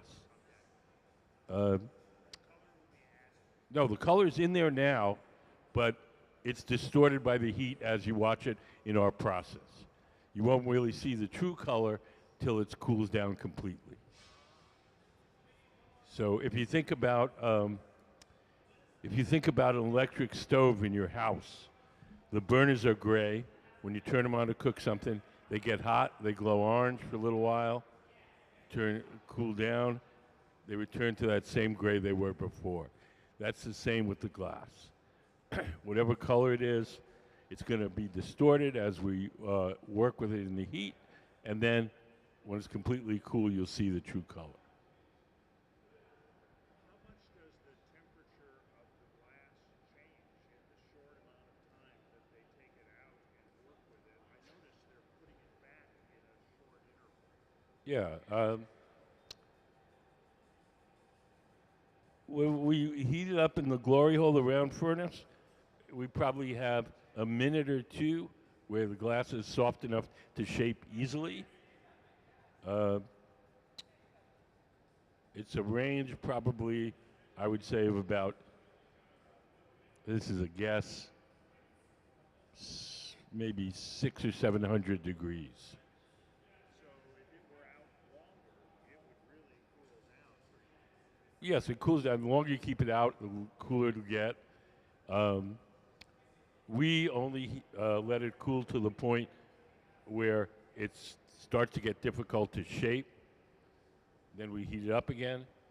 If we let it just cool and cool and cool, eventually it'd get below its annealing temperature, and then it would crack. That's what I was wondering. There will be a point where Yes. So generally, we want to keep it above 900 degrees.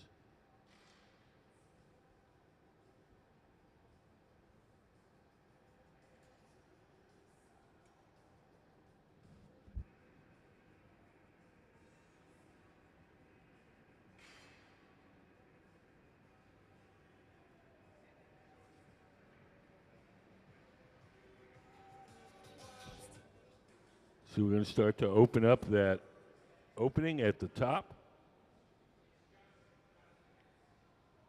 Does anybody have any questions?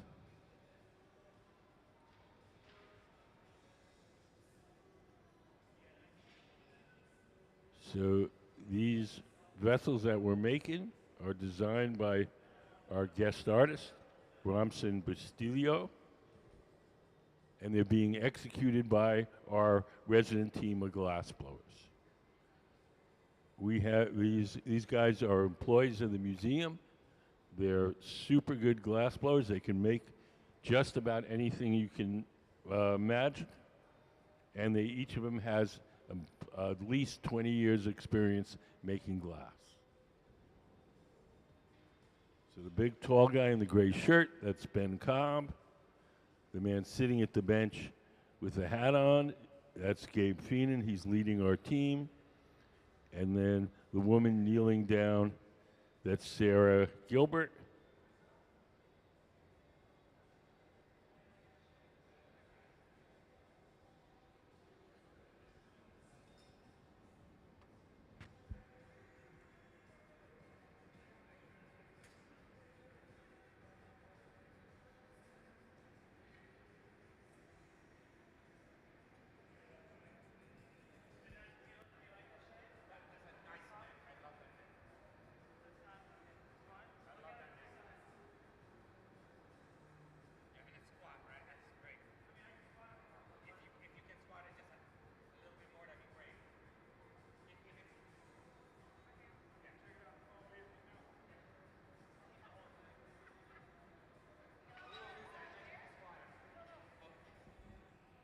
So as we're working, the team and Mr. Bustillo are talking, and he's giving them directions, how he wants it, a little bigger, a little smaller, a little rounder, a little taller.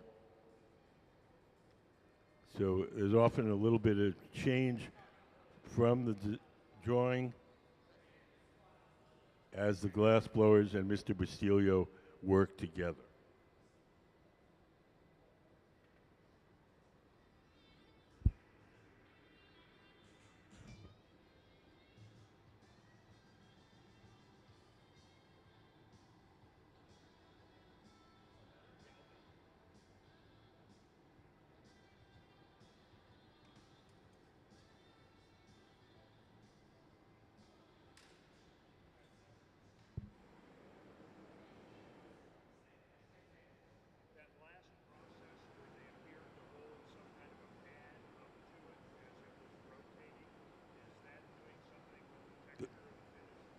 it's doing nothing to the texture of the finish. It's shaping the glass itself. Yeah. The pad is just folded up, ordinary newspaper soaked in water. Really? We put up the newspaper photo.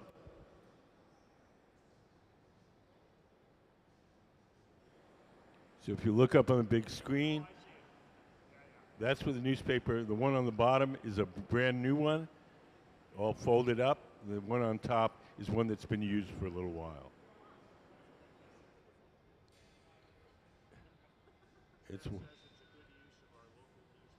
There you go.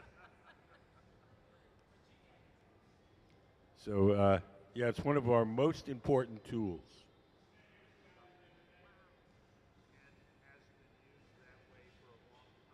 Since the 1950s. There was a Swedish glassblower, Bent Heinze, who pioneered this technique, and since then it spread throughout glassblowing. But only since the 1950s. They used the other wooden and steel tools that you see on the bench.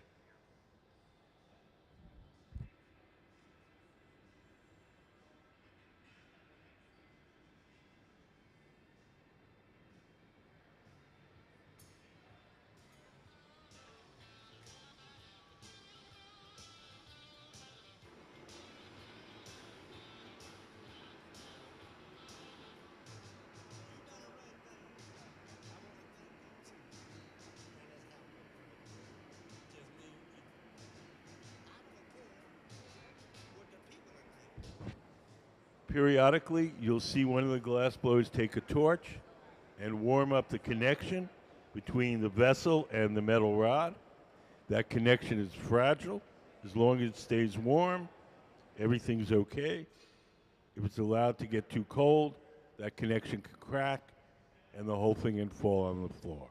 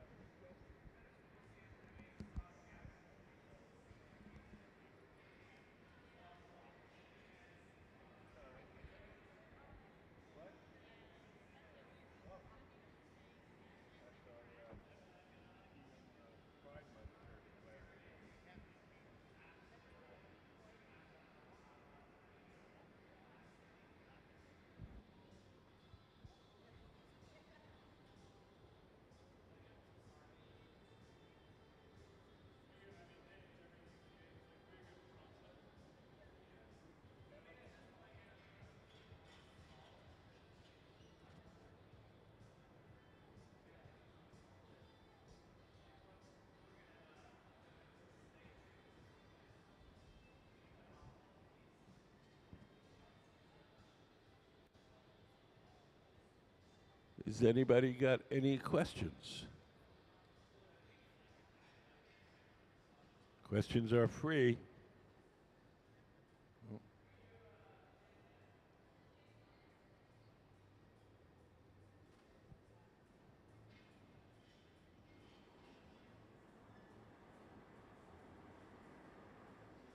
These forms that we are making are inspired by historical funerary vessels, the kind that are used in Philippines and Southeast Asia. Mr. Bustillo himself was born in the Philippines, so it's his culture. And he's making somewhat modern versions of these. They're inspired by the traditional vessels, but not exactly. Can we put up some of the finished vessels on a big screen?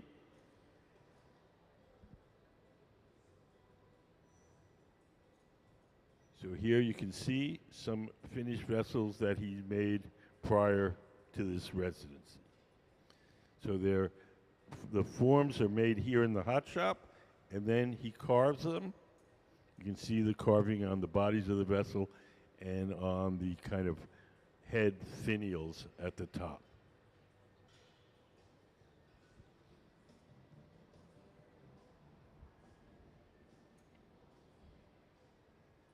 Thank you.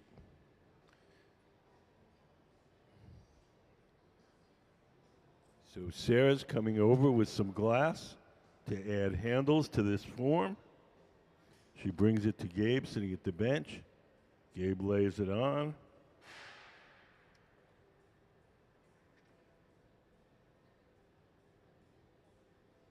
Ready?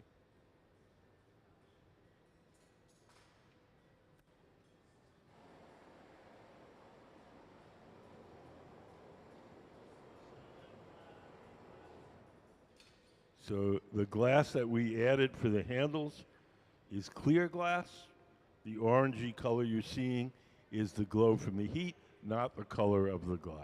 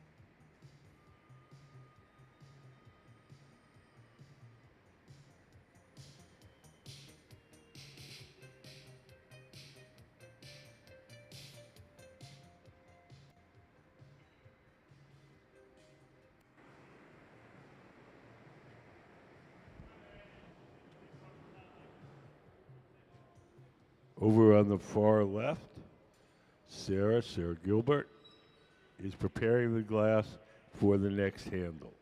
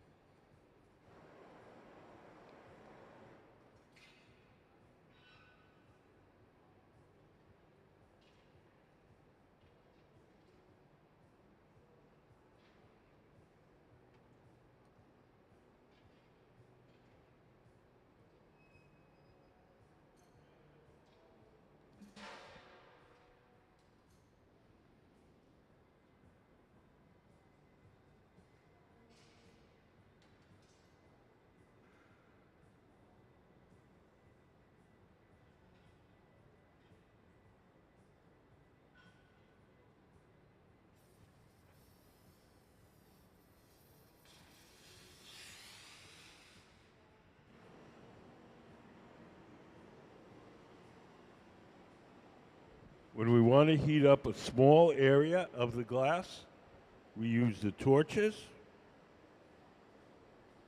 The torches allow us to focus the heat in a small area without distorting the entire shape of the object.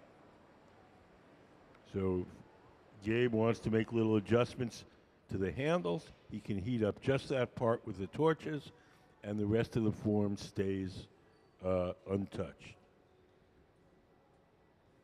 Does anybody have any questions?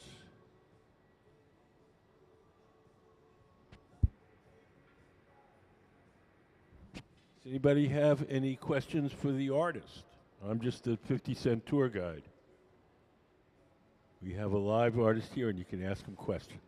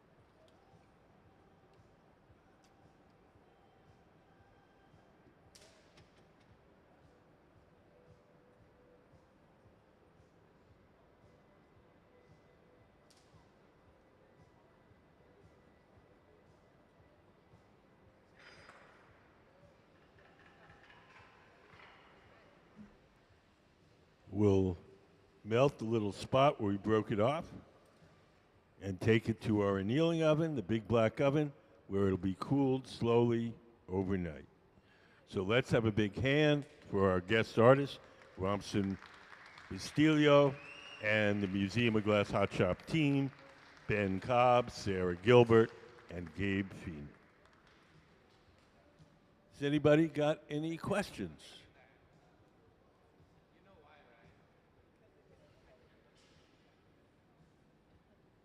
Yes. What's your question? That will be what it is.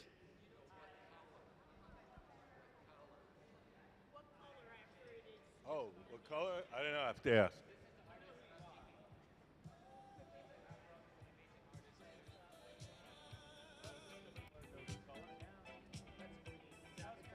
That was green. When the glass is hot, you really can't tell what the color is. You got to know what you colored it with in the beginning, and that's what it'll be when it cools off.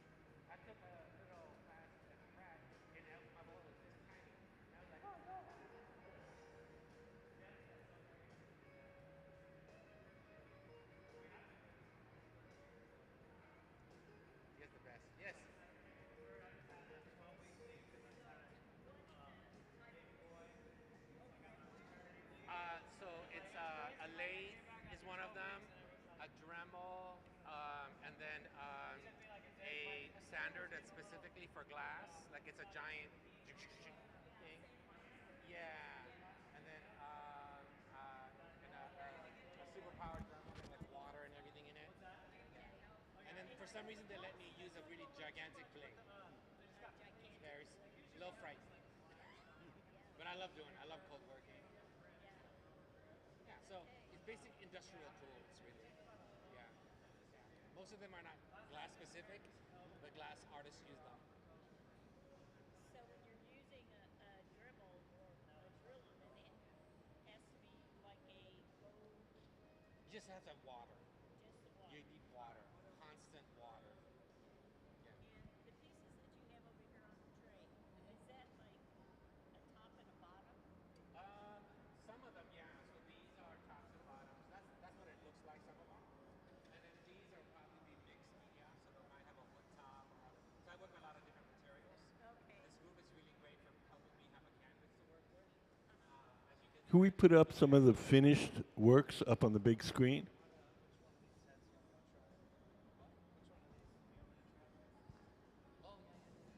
So if you look up on the big screen, we have some of the finished works so you get a little more idea where he's going. So we're making the forms here in the hot shop, and then Did I answer your question? I'm sorry. For some of them, yeah. These are hand carved, but we're also doing molds. So essentially, I am making works that I can do wood from right here. It takes a really long time with the wood. Yeah. So these are like those two right here.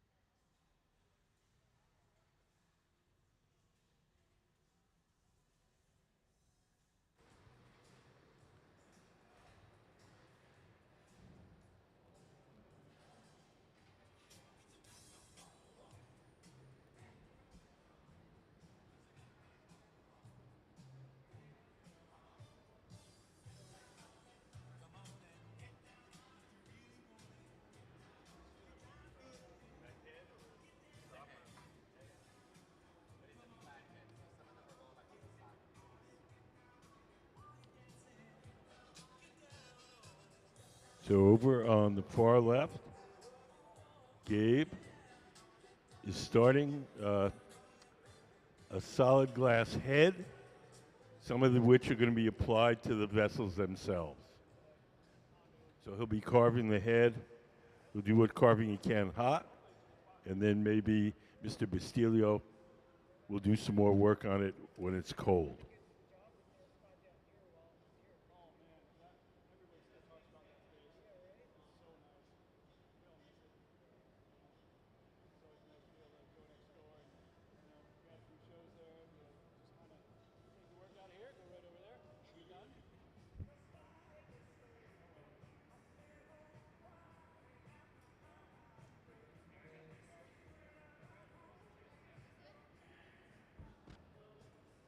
Mr. Bustillo made some plaster molds for his heads. We haven't really tried them very much. We made one a little earlier. See how they work out.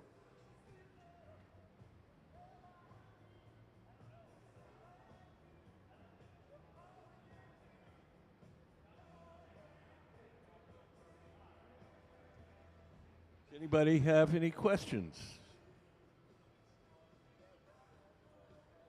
Questions are free.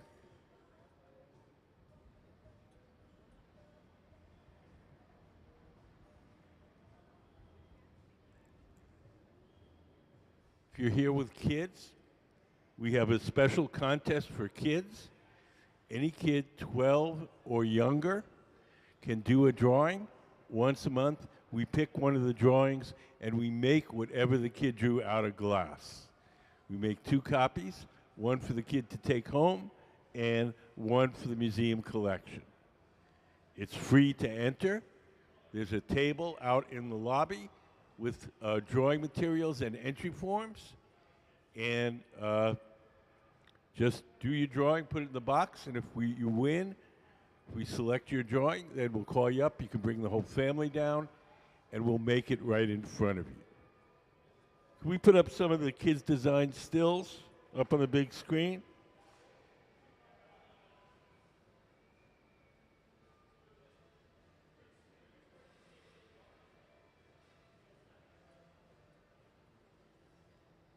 So these are some examples of things we made from the kids' drawings. The contest is called Kids Design Glass, and we have an exhibit in our main hall with a lot of examples of the things that we made from the kids over the past 20 years. So if you're 12 or younger, I highly encourage you to take a shot at it.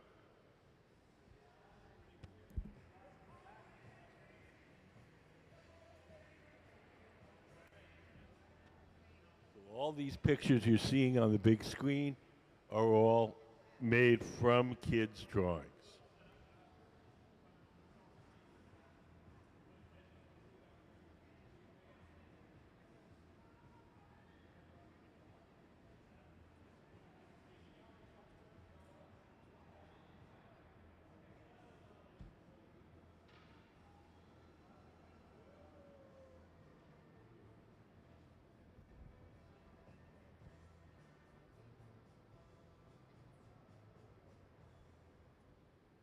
Kids Design Glass is probably one of our favorite things to do here.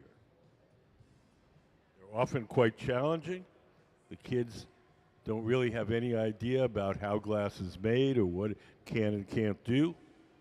So they draw what they draw, and then it's up to us to figure out how to make it.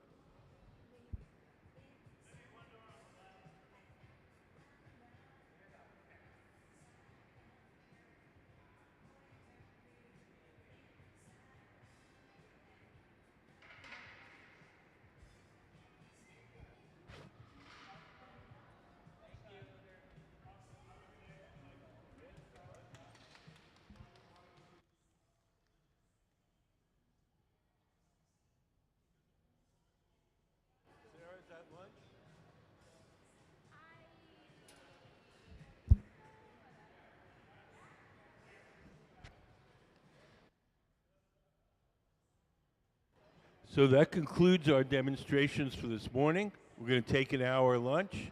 We'll be back in an hour. If anybody has any questions before I go to lunch, I'd be happy to answer them. If not, see you guys after lunch.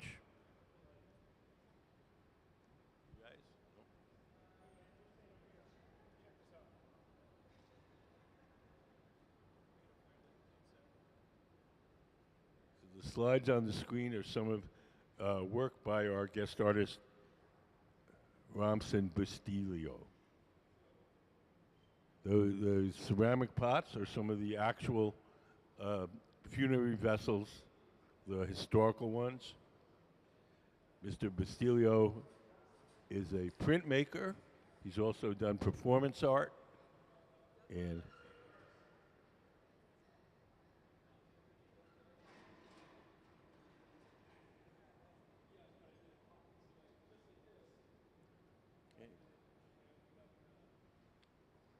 so see you guys in an hour. We'll be back in an hour after lunch.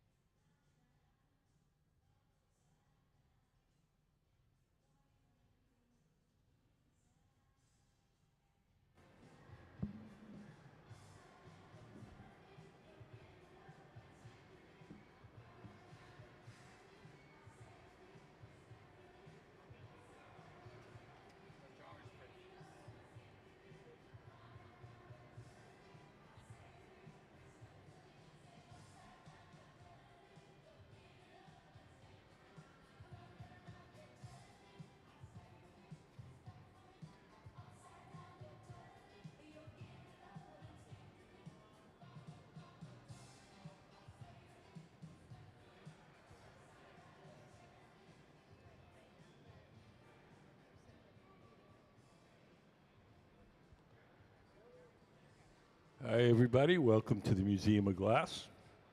Today we have a guest artist, Romson Bustillo. He's the man to the right in the white hat. They both kind of have white hats. The guy pointing at the drawing. And he's working with our resident team of glassblowers to make his sculptures. Just to get you started, I'm going to give you just a very quick introduction to how glassblowing works. Everything, okay, it's the other drawing. It's not that drawing, there we go. That's the drawing for this afternoon. Just to get you started, give you a quick introduction to how glassblowing works. Everything that we do starts out in our glass furnaces. The glass furnaces are the machines where you see the doors closed.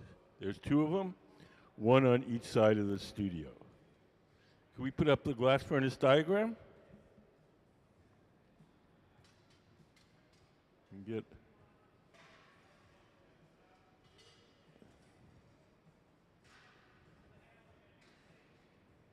Can we get the glass furnace diagram up there? Maybe not. Anyway, so in each of the furnaces, each one in the bottom half has a big ceramic pot. In that ceramic pot is 1,000 pounds of melted glass. We keep the melted glass at 2,100 degrees Fahrenheit, which is 1150 Celsius. And at that temperature, the glass has the consistency of honey. So if you can imagine a giant crock pot full of honey, that's what our furnace is like. We want to get the glass out to make stuff.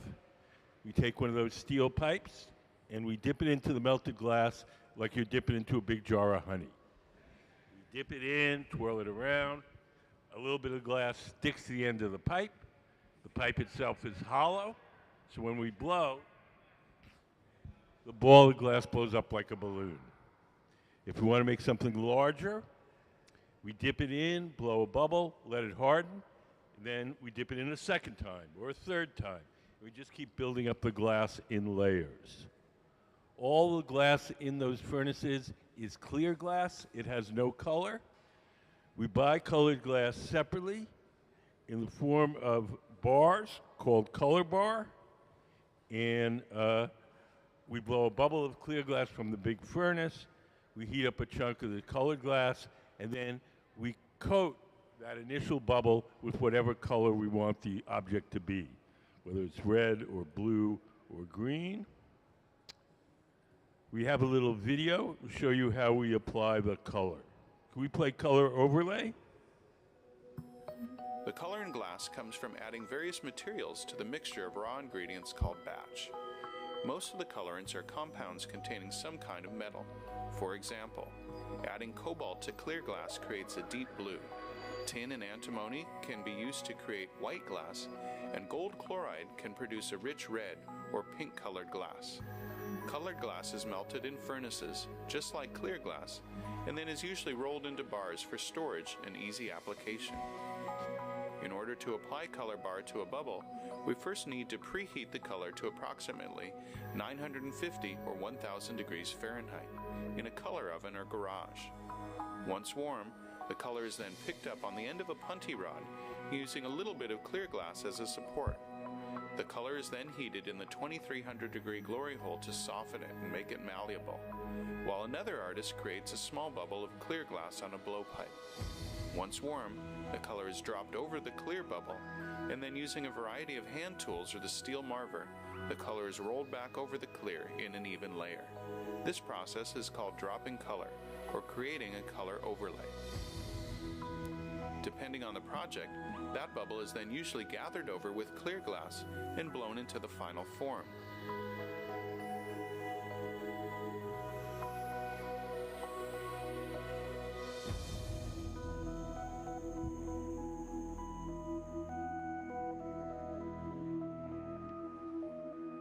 The finished product may appear to be all made from colored glass, but when viewed in cross-section, we can see that there is only a thin layer of color sandwiched between many layers of clear glass.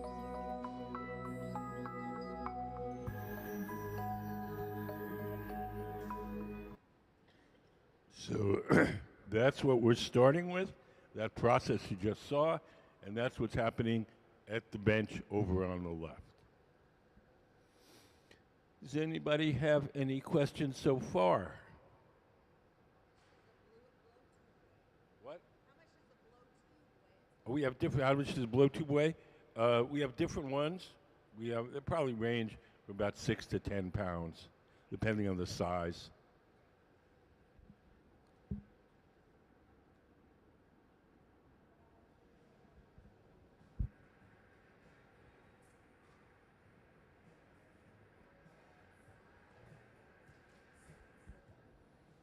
So our guest artist, Romson Bustillo, is originally from the Philippines, and these forms that he's making are based on ancient burial jars that were used in the Philippine and South Asian cultures. They were used in those days. People were buried twice. You were buried once, and then a year or so later, after all the flesh has gone away, there was just bones left. They would dig them up, and they would bury them again in these ceremonial jars. And so Mr. Bustillo's jars that he's making are sort of modern versions inspired by these ancient artifacts. Can we put up some of the finished ones up on the big screen?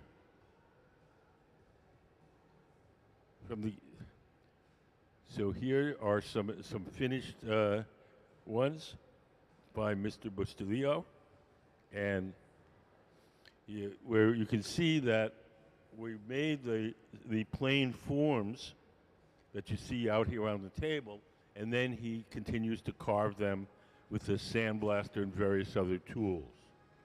So the finished ones will be carved. The ones that we're going to make today will be plain, and then will get carved at a later date in his studio.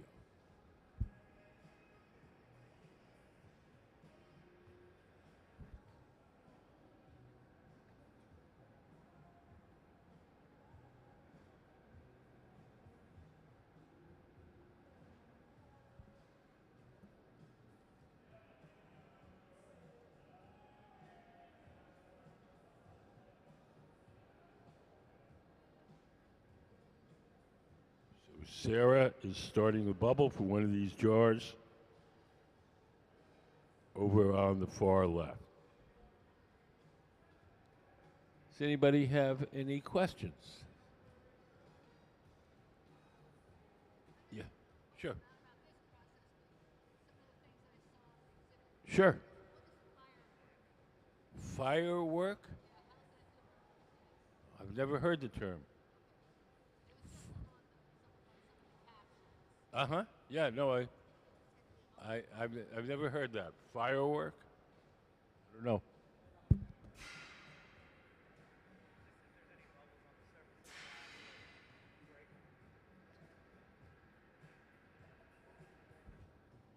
Sometimes artists make up their own words they feel describe their process that are not common terms. So.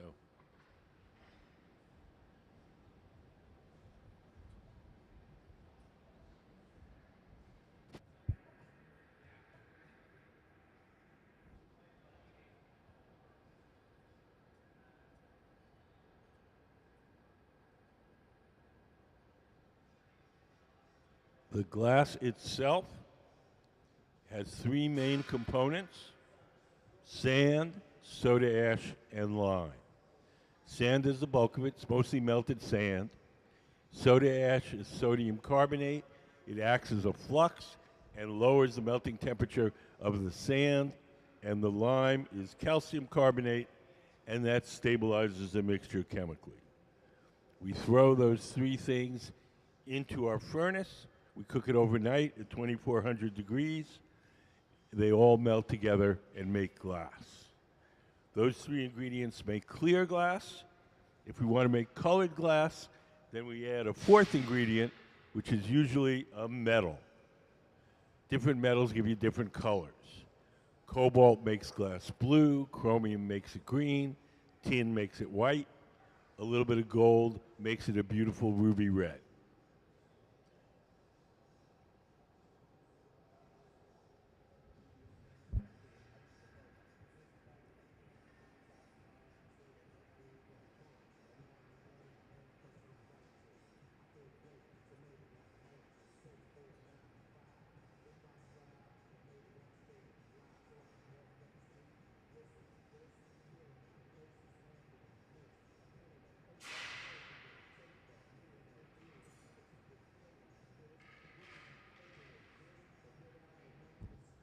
Now Sarah's going over to our furnace, and she's dipping her bubble in the big tank of molten glass and getting a fresh new layer. Each time we dip it in and coat it, it's called taking a gather, G-A-T-H-E-R. Now Sarah's going to shape that gather. The tool in her hand is called the block. It's made out of wood. It's stored in a bucket of water. As long as the wood is wet, the tool doesn't burn, and it doesn't leave any marks as she shapes the glass. It looks like a scoop, but we don't scoop up any water in it. We use it empty. We just want the wood itself to be damp.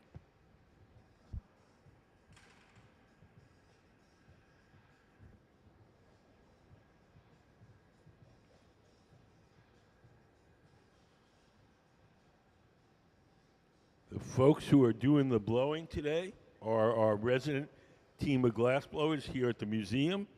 They're museum employees. They're extremely skilled glass blowers. They can make pretty much anything you can imagine. Each of them has more than 20 years experience blowing glass. When we have a guest artist from outside of the glass world, they come up with a design, and then our team makes their design. That's what's happening today with Romson Bustillo. These are, everything we're making are his designs, but they're being executed by our resident team of glass blowers. We've had painters, ceramicists, poets, musicians, all as guest artists. And when they come, they have some kind of idea, and we execute their idea. Does anybody have any questions?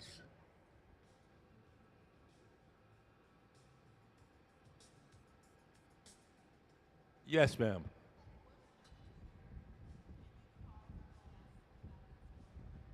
When could you? Well, you can carve glass with abrasive tools. They have to be water cooled. So there's Dremel tools, or there's a tool called the glass lathe, which has an abrasive wheel. But everything, the thing that keeps it from breaking is they're water cooled so it doesn't build up heat.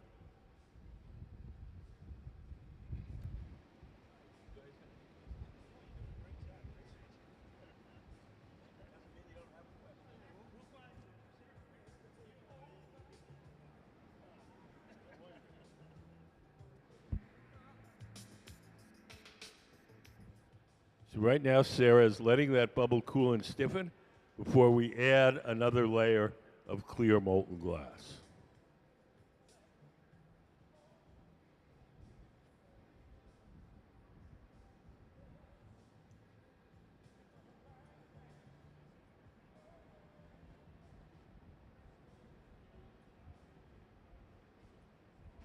Sarah's going over to the furnace.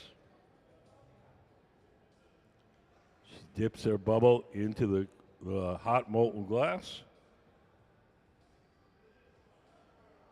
When she comes out, she'll probably drip off a little extra.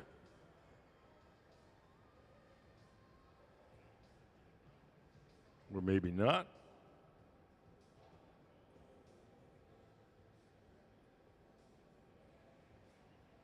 And once again, she's going to use the block to shape it. The block you can do, we can make it round and even, but we can also move the distribution of the glass around the bubble. So if we want more glass closer to the pipe, we can do that. If we want glass further away from the pipe, we can do that as well. And that'll affect the various thicknesses of the blown bubble.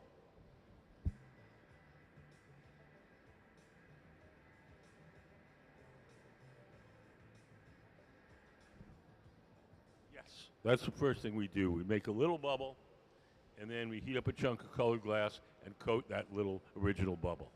And we're just putting clear over that. When we blow it up, that layer of colored glass will line the object with color. So it's going to, all these things you see out here, this is not orange all the way through. It's just a lining of a very thin layer of that orange glass. Inside. Inside. Inside. Can we put up, this might make it clearer, can we put up, let's see, color overlay drawing? We haven't used that in a long time. So if you look up at the drawing and you look on the left-hand side, the bottom image, you can see the color has gone over the original bubble with a lot of clear around it. When you blow it up, if you look at the photograph, you can see that's a lining of color on the inside.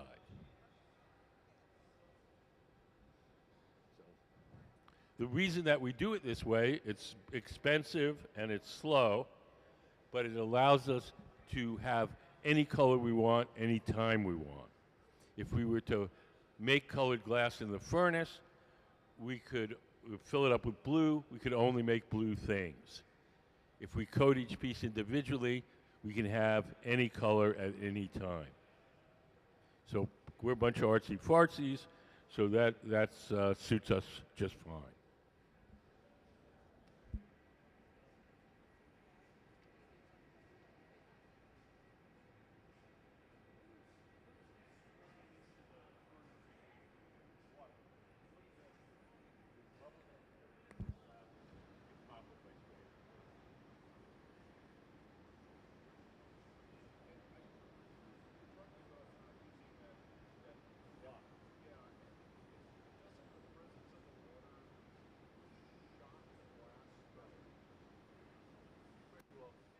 Up any water in it. And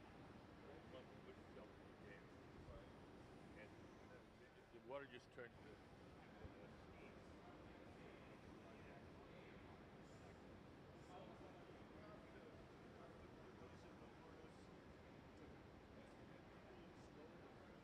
We have a separate oven for that.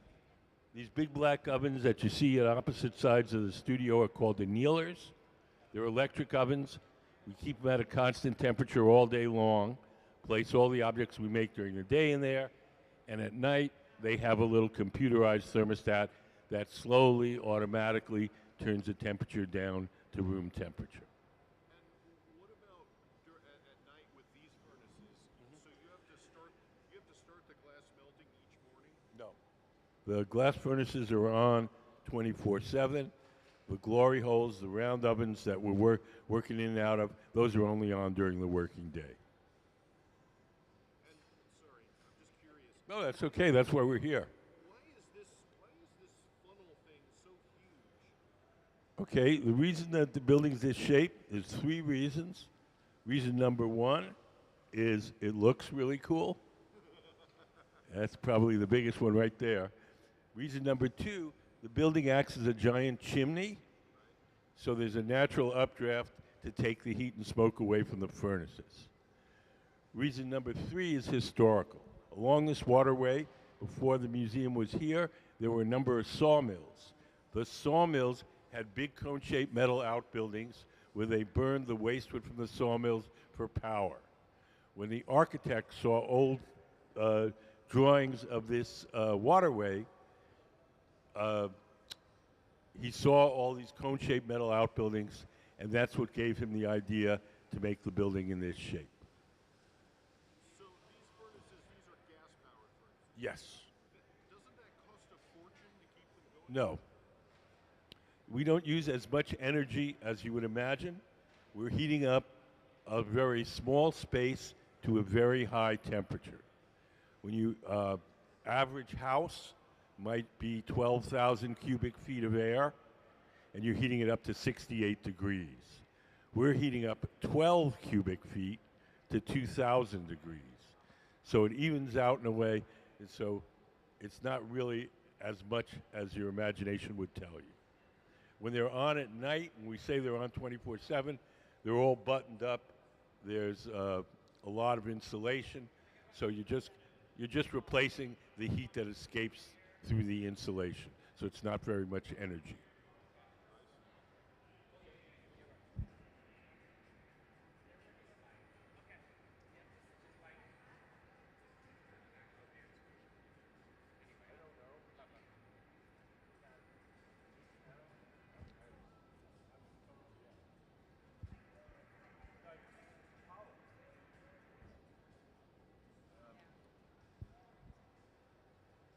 Whatever the glass weighs, it always feels a great deal heavier than it weighs on a scale because it's way out on the end of that pole.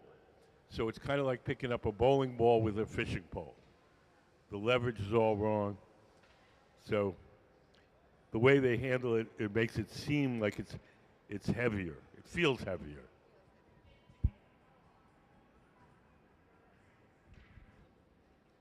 How often do we get burned? Very rarely. I would compare it to working in a kitchen. So little annoying things, not medical things. One of our glass blowers was asked how often he gets burned, and his reply was, only on payday.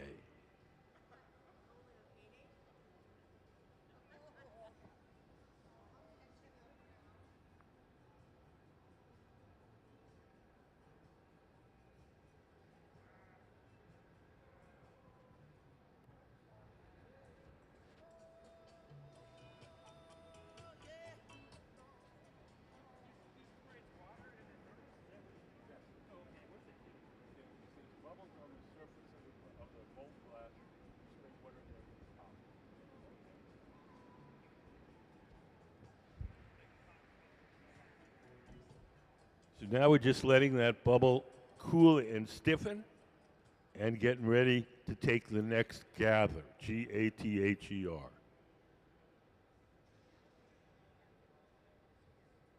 Each time we dip it in the furnace and coat the bubble, it's called taking a gather.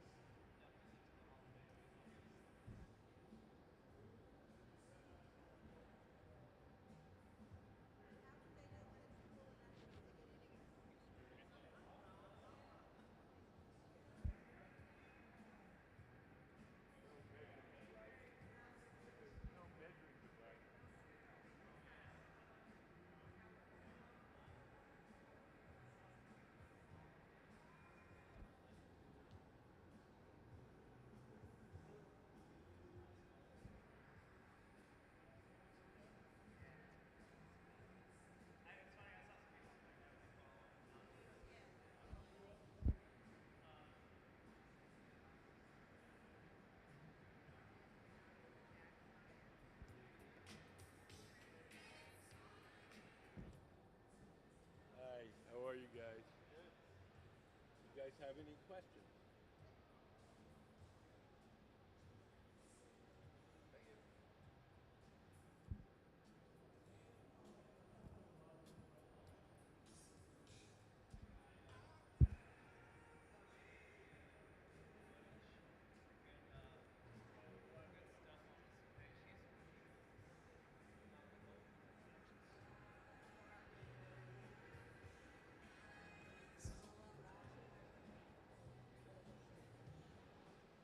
Hi, how are you guys?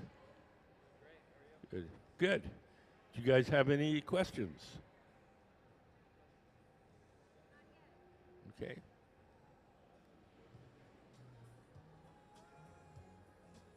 So we're going over to the furnace again. This time Gabe has it. Gabe Feenan. He's leading our team today. We refer to the person who leads the team of glassblowers as the gaffer, Gaffer.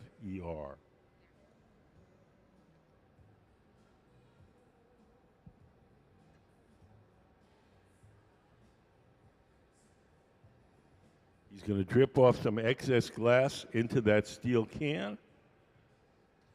We'll save that excess glass, and that'll eventually go back in the furnace.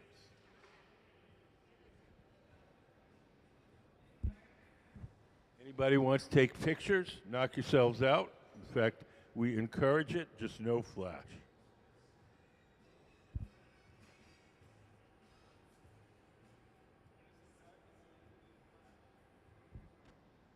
At this point, if we see some bubbles in there that we don't want, we can actually yank that part of the glass out and snip it off. So once he feels like he's pulled out all the stuff he doesn't want, then we'll round that mass out again and continue the process.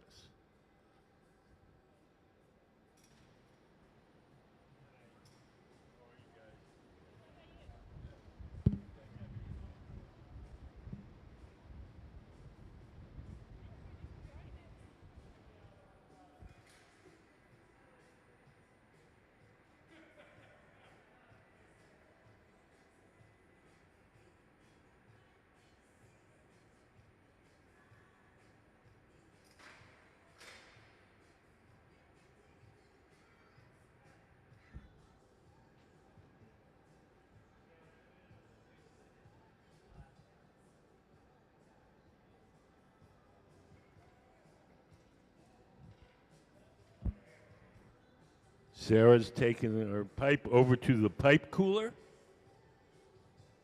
It's just a trough. We lay the steel pipe in the trough, and we spray water on it. That cools the metal pipe down, makes it easier to hold. The only time these pipes get really hot is when we reach in the furnace to get glass out. And if they feel hot, we go over to the pipe cooler, spray water on them. That cools them down and makes everything easier to hold.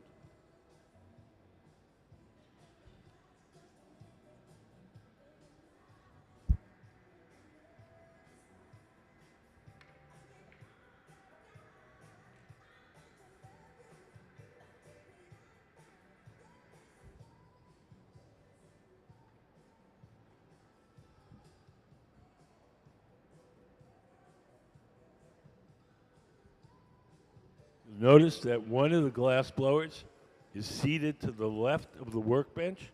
He's the person that's going to be blowing. He's going to blow through that steel tube and inflate the glass as Gabe, the man sitting at the bench, shapes it.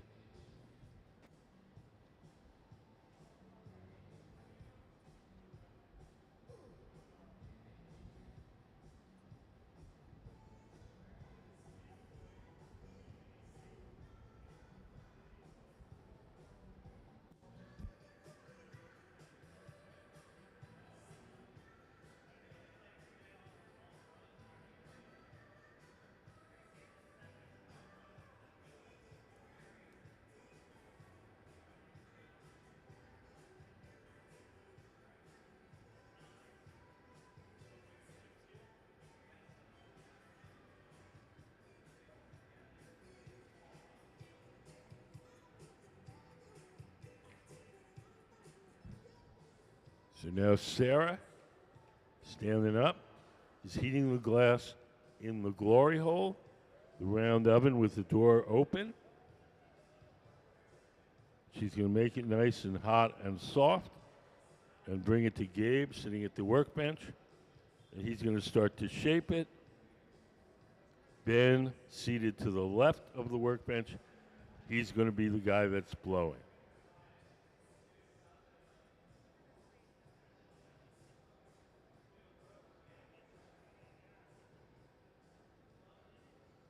So this arrangement where one person blows while the other one shapes it is very typical of the Venetian style of glass blowing. Starting 1979, A number of Venetian masters came here to the Northwest and began teaching the young Americans. Since that time, we work pretty much the same way that they work in Venice, because we learn from Venetian masters.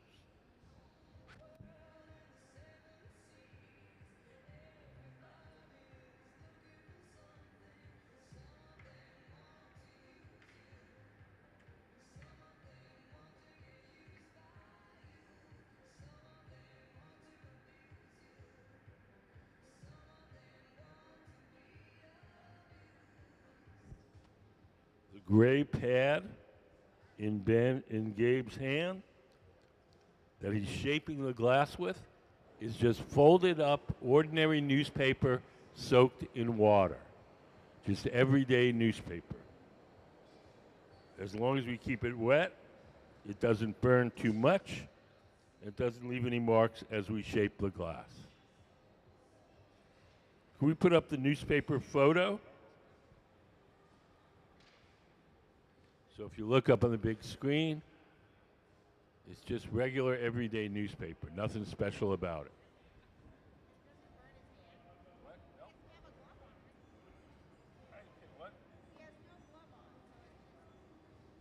The many layers of the folded up paper, there's air in between them, that acts as an insulator.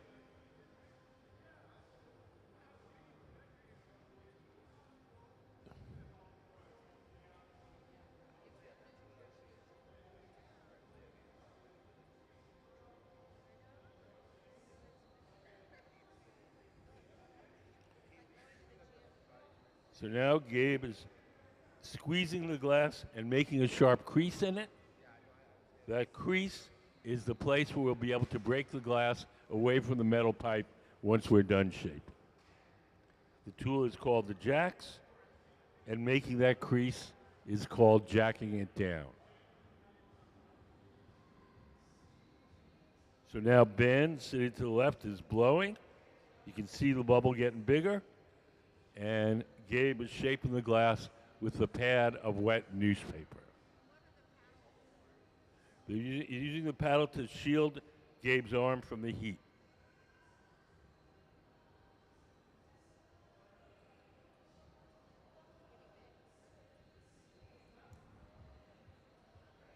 We're making these jars quite thick, so there's a lot of glass there, and it generates a lot of heat.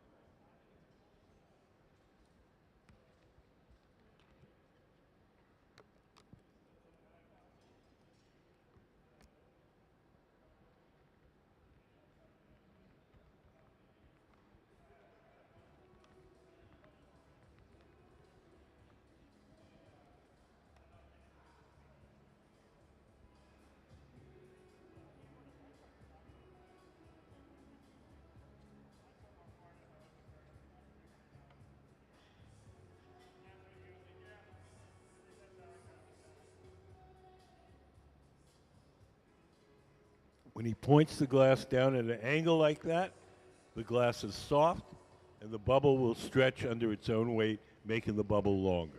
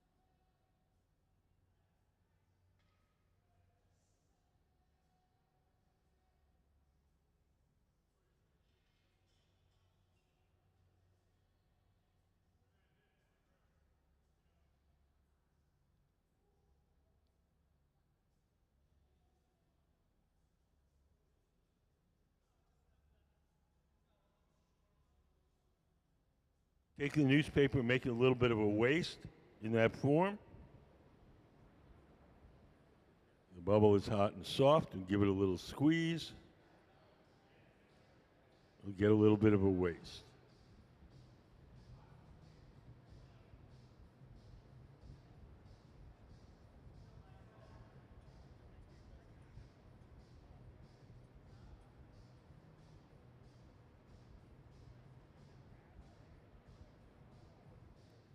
Can we put up the second drawing, the one with a little waste in it?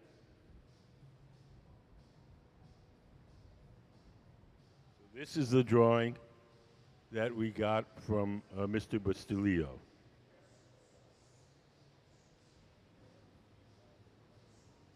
That's the form that we're making right now.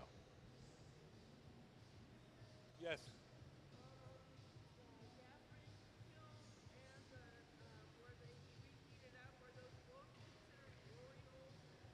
No. The furnaces where we keep the molten glass are called a glass furnace, and the glory holes are the round ones with the doors open, and they're called glory holes.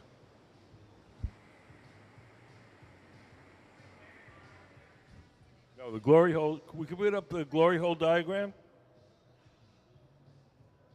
See, we get you a picture. So the glory holes have no glass in them. They're just a brick barrel with a gas burner in the side. The glass furnaces, can we put up the glass furnace diagram?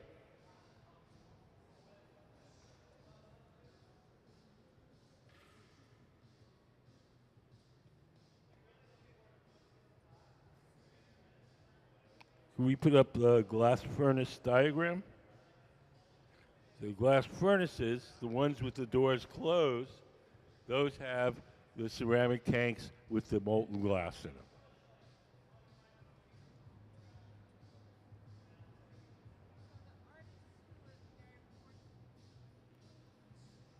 The artist who's done the designs and they're working with, is he a glass blower or No, his art absolutely not. is different?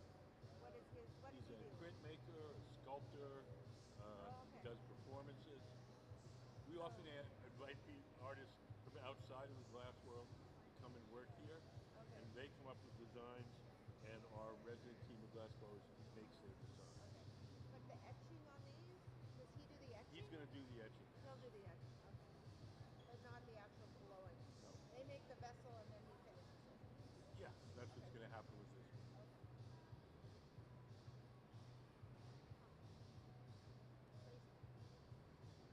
It must be fun for him. What? It seems like it would be fun for him to see his art in a different Oh, yeah. medium. No, he seems very happy. Yeah. No frowns on his floor.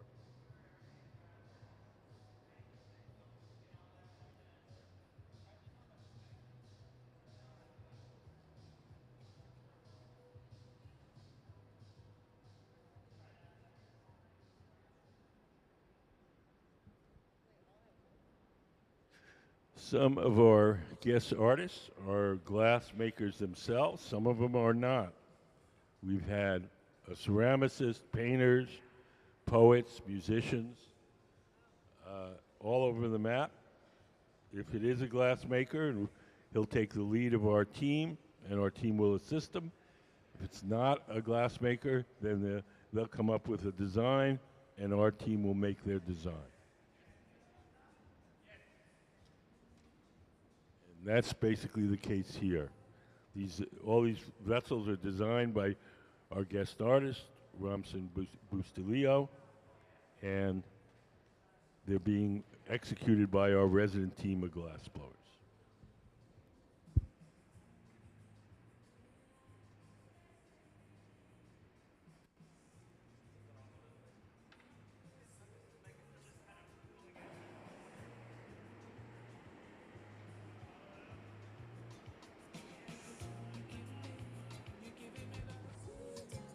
Yes.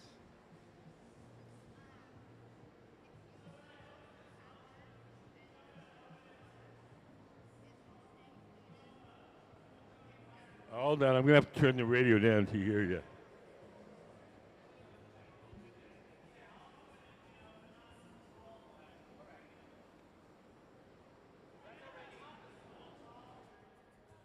Okay, let's try that again.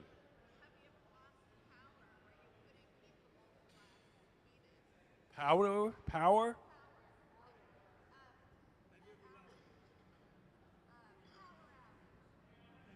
Have we had a power outage? Yes. Well, we button up the furnaces if there's a power outage, keep them closed, and kind of stuff insulation in the door. And if it's for a long time, we have propane burners, which require no electricity, and we can keep them warm, not warm enough to work out of, but warm enough so the furnace doesn't get damaged.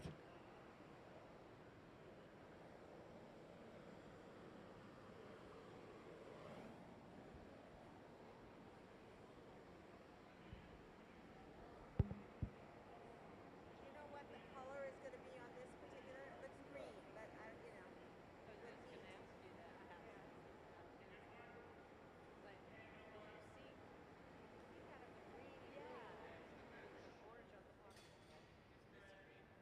Oh, it's that kind of bottle. I call it bottle green. Coke bottle green. Coke turquoise. Oh, turquoise. That one. Oh. The second one in. Second one of those heads in. So it's a turquoise, transparent turquoise. All the colors you see while we're working are going to be distorted by the heat. When they cool off, they'll return to their natural color. So if you know what you started with, you know what you'll end up with. But while you're working, it's going to look like it's wrong.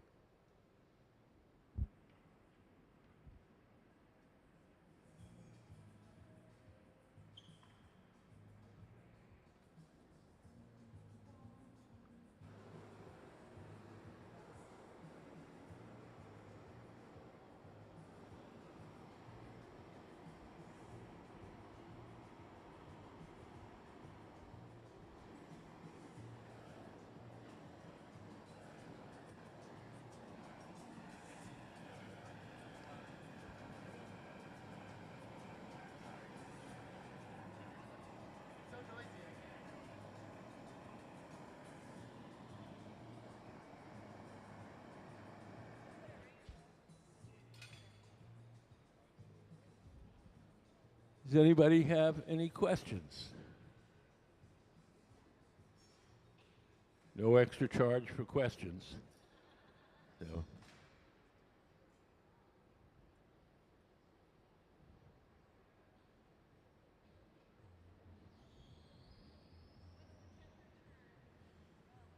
In the glory hole, the round oven, 2,300 degrees Fahrenheit, or 1250 Celsius.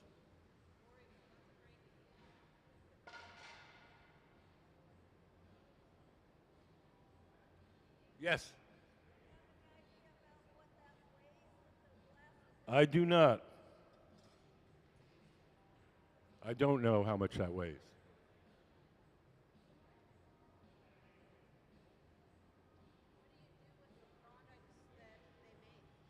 What do we do with, well, when we have a guest artist like Mr. Bustillo, he leaves one piece for the museum collection, or one piece for our annual auction, and then everything else he takes home with him.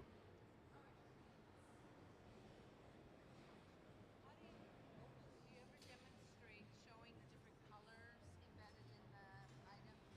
So, like up there, you can see all the different colors. Glass. Well, I mean, if we're making something with a lot of different colors. Right. How is that done? Is it different colors of glass or? Different colors of glass. They're all glass. Right. Right. Okay. There's a million ways to decorate it. Right. Up there, it's a lot of what's called cane, C-A-N-E. It's just rods of colored glass melted in. Oh, okay. Yeah. And they're twisted and they're patterns one over the other. So, any idea when we could come and see that being done? No. No. Okay. We're not segregating, we're not arranging our demonstration to that manner. Right. Right. So you have these guest artists and whatever they're. If they want to try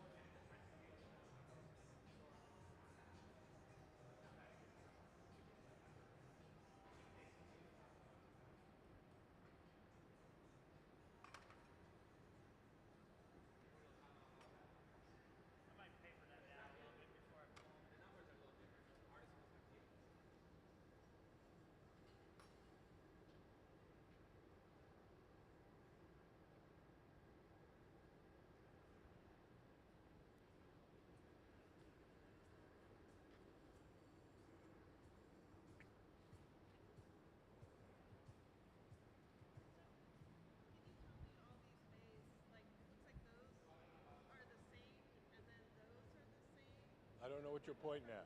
The kilns? There's two main kinds of kilns. There's the glass furnaces, the ones with the doors closed. Those contain the tanks of molten glass. Can we put up the glass furnace diagrams?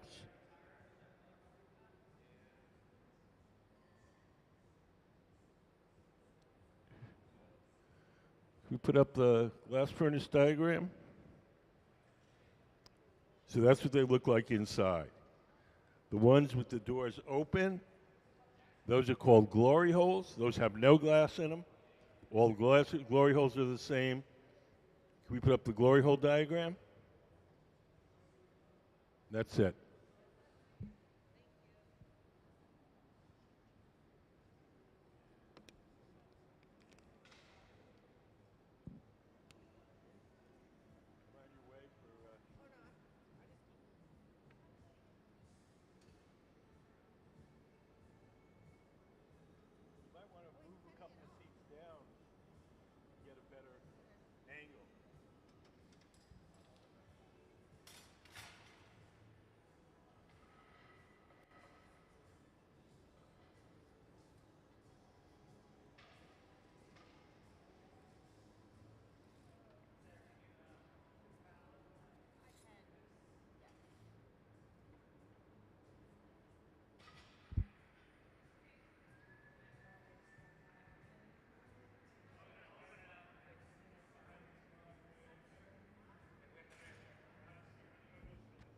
The color you see now is the glow from the heat.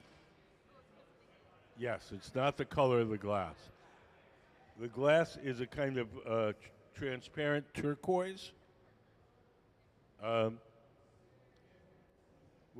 now we're working on the top of the vessel, so we don't stick it in too far to the glory hole, so that the top heats up more than the back end does, and that's why the top end looks orangey and the back end doesn't.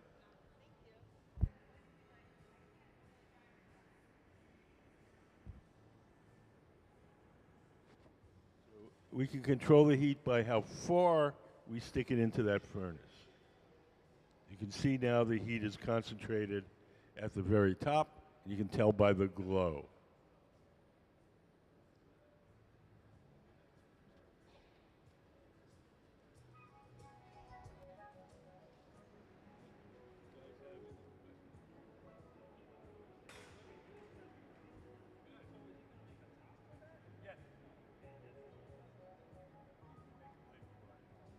Can we put up the drawing again? So, yeah.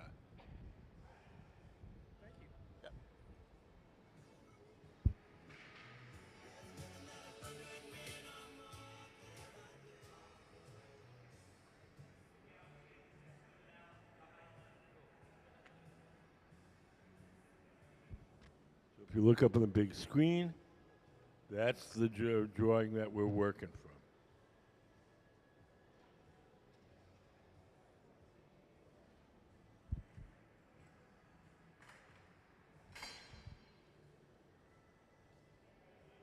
We sometimes don't make exactly what's in the drawing.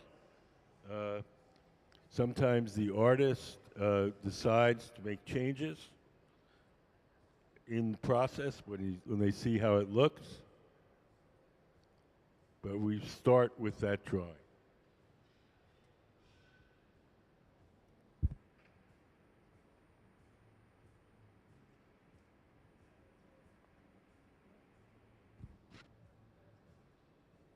Making these kind of things is somewhat of a collaborative process. Mr. Bustillo is commenting on what he sees, whether he wants it wider, skinnier, taller, shorter. And also the glass blowers have suggestions because they're very familiar with the process. So what comes out in the final end is kind of a mix between the artist and the glass blowers.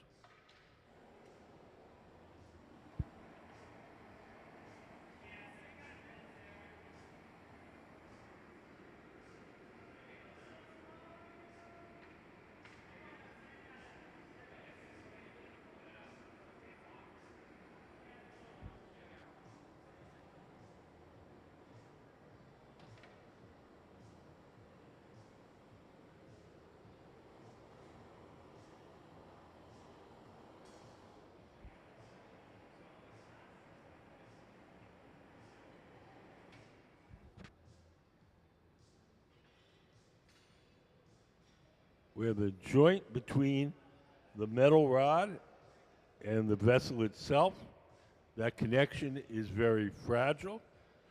As long as it's kept warm, everything's okay. If it's allowed to get too cold, it'll crack. So periodically, you'll see one of the glass blowers grab a torch and just warm up that connection, even though they're working on another part of the glass. Here he goes. Here you see it right now. When I say too cold, I mean below 900 degrees.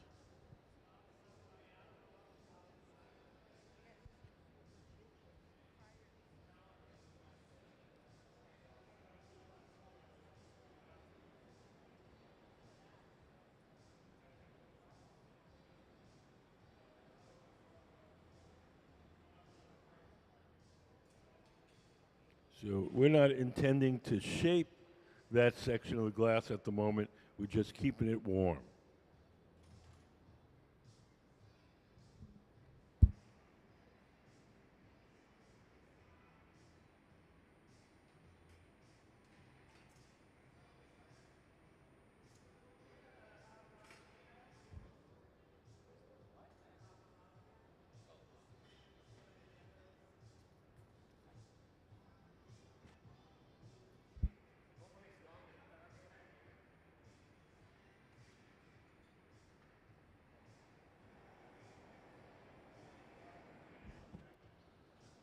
So we're going to add some handles to this vessel. Sarah, over on the far left, is going to prepare the glass for the handles. While we wait, we're just going to kind of keep that thing warm and cozy. We're not going to change the shape, and then we're going to add the handles.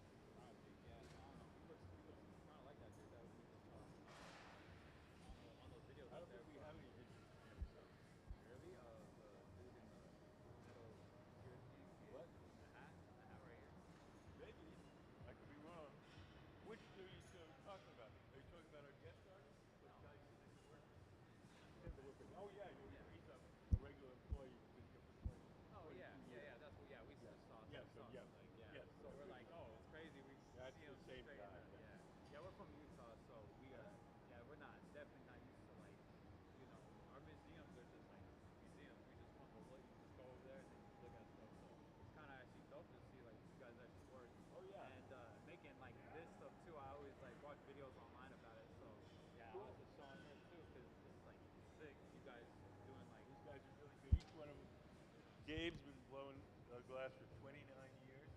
Gabe is the man sitting down.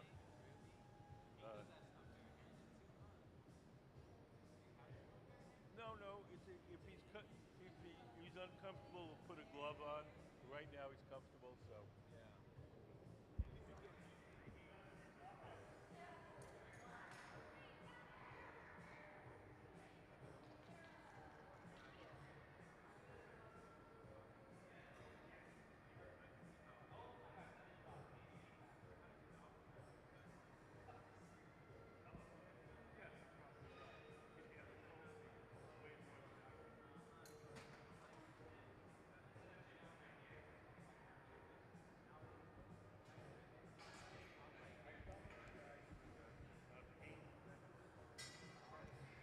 expose yourself to heat like this over and over again, you start to kill the heat receptors in your hand. Yes, literally. Like the same with me. I'm in the freezer all day. I don't feel nothing. And I do boxing too, so like my hands are already like destroyed already. So it's like, but it really is like that. So that's why I was like asking. I'm like, Yeah, does it ever like so it's sort of like the inverse of what you do. yeah, it's like the experience for real. Because he's been doing it 29 years.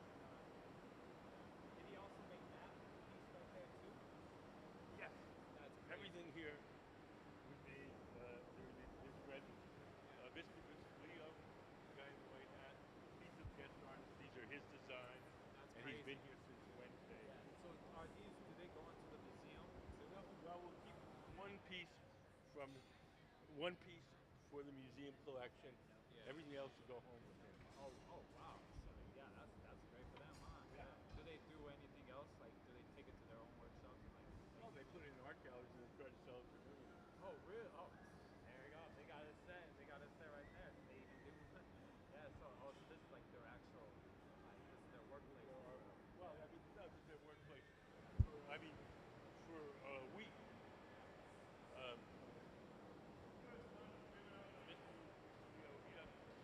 He just started making stuff out of glass, coming here.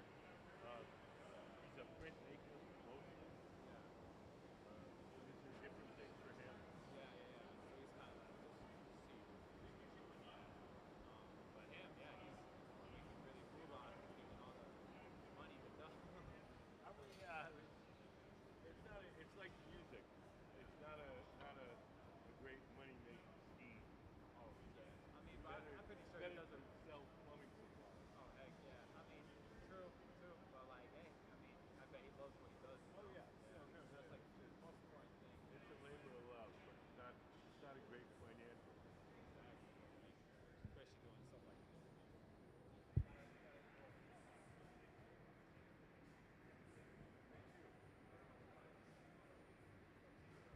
Yeah. I collected glass colors, fabrication, painting. About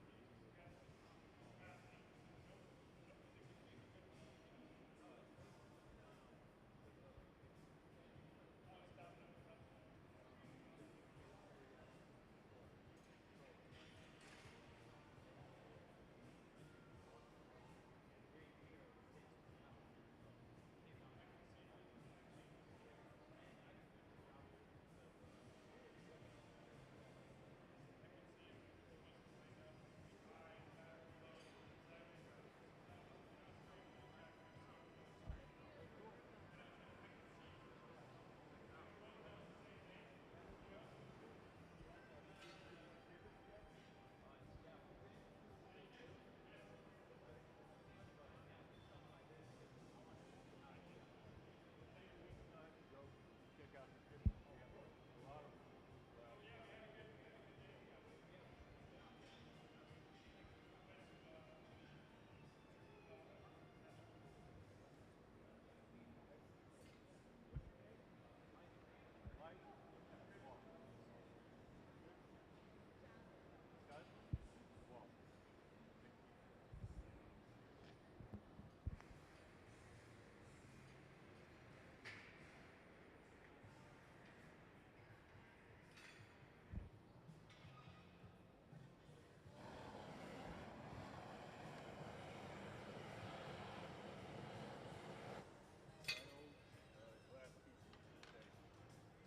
One is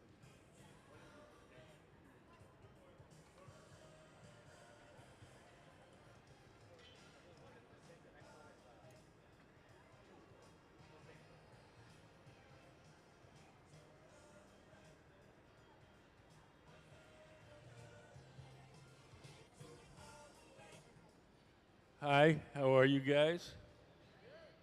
Good. Do you guys have any questions?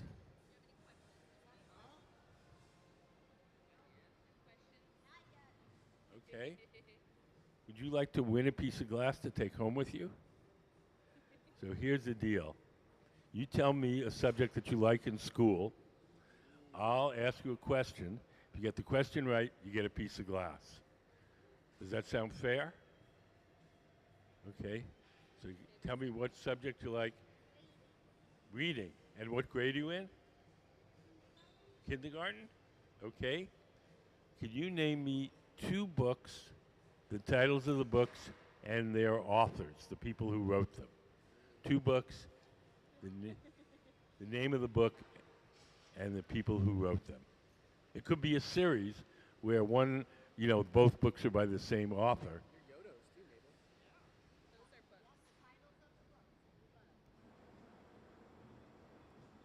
the books that Papa likes that he gets you. Do you like those books? I'm going to let you think about it for a few minutes.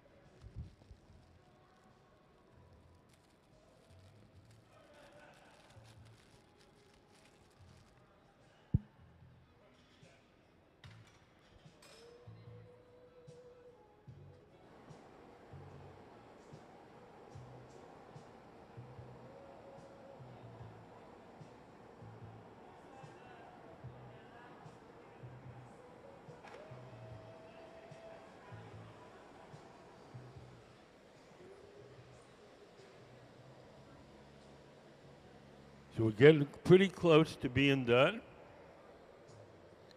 Everything that we make here has to be cooled slowly or it'll break. So we're going to take it off the metal rod. We're going to place it in that big black oven where it'll be cooled slowly overnight. In order to get the glass off the metal rod, we're going to take our tweezers, dip them in water. We'll drip a little water on the joint between the metal rod and the vessel itself. The water will crack that joint, and just a light tap, and off it comes. Sarah's putting on some protective clothing so she can carry the vessel to our annealing oven. So this will have to be cooled over a day or so.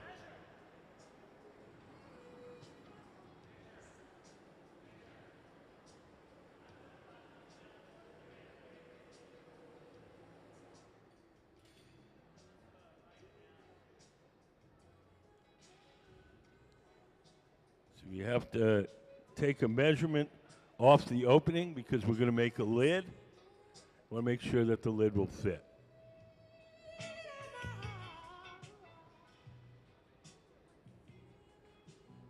Sarah, in the green jacket, has put on some Kevlar gloves. Kevlar is a fire-resistant insulating material. When she grabs that finished vessel, it'll be approximately 1,000 degrees. At that temperature, the glass will be hard, and we'll cool it very slowly overnight.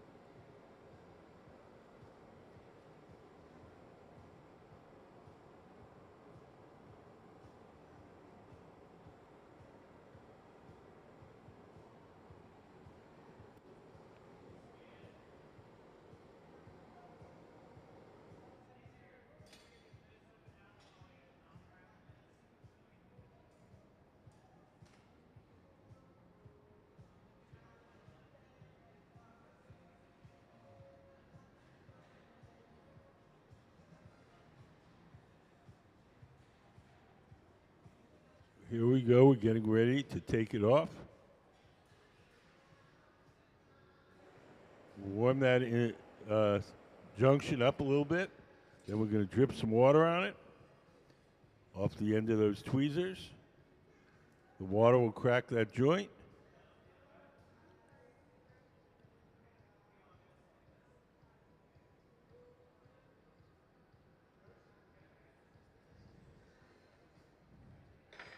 Give it a tap. Off it comes. And into our annealing oven. Cool slowly overnight. So let's have a big hand for Romson Bustillo, our guest artist, and the Museum of Glass Hot Shop team. Ben Cobb, Sarah Gilbert, and Gabe Feeney.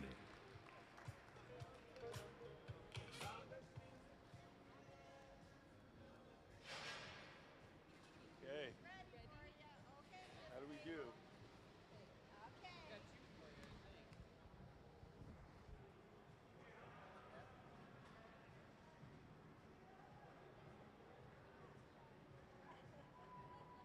Tell you what, why don't you whisper it to Dad and he'll tell me. Whisper to him.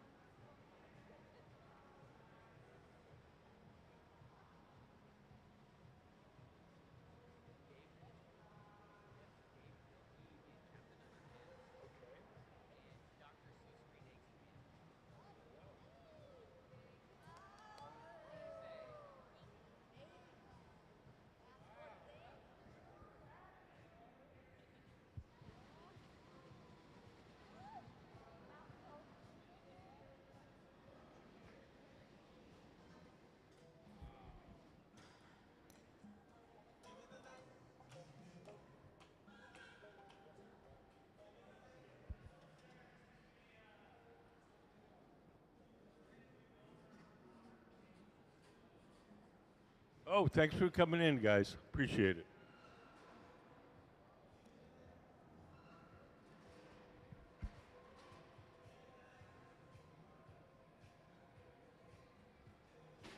Over to the right of center, the man in the overalls is Nick Davis, our technician, and he's doing what's called charging the furnace.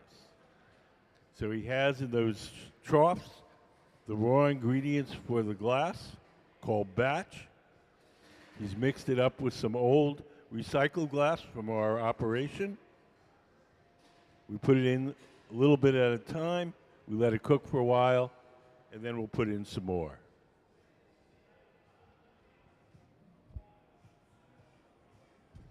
Taking a rake, make sure it's evenly spread. And then he'll let that cook for a while and come back, I don't know, maybe an hour, and we'll do another, add some more.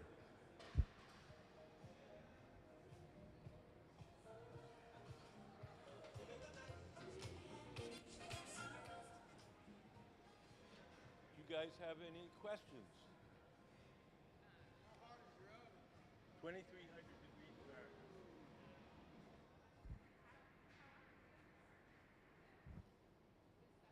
Oh, it depends upon what we're making.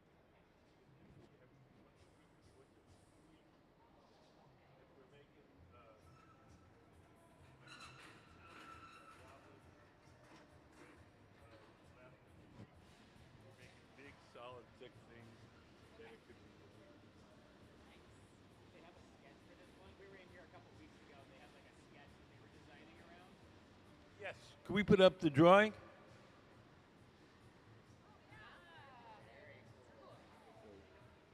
The lid will be made as a separate piece. So what you saw was the body of it, and the lid will be made another time a separate piece.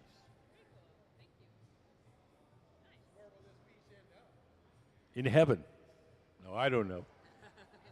When the artists make this stuff, they take it home with them, and they can do whatever they want. They can put it in an art gallery, sell it to a millionaire, give it to their mom. We have no idea.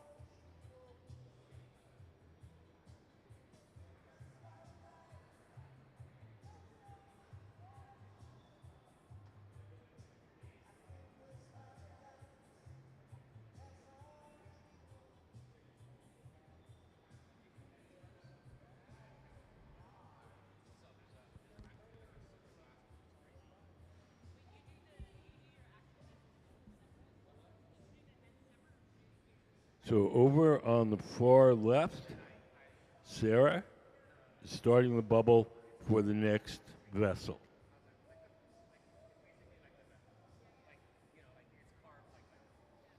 She's going to blow some air into that steel pipe, close it up with her thumb, and a little bubble will pop out the opposite end.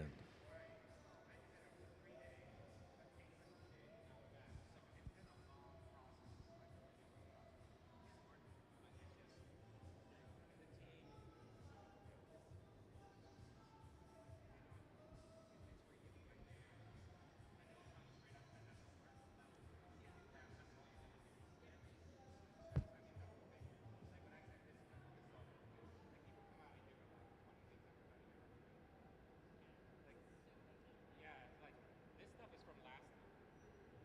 See, that wasn't done here. So a lot of them, those two are from last time. So they've been in my studio for like 2 years because I just don't have the money to close it up.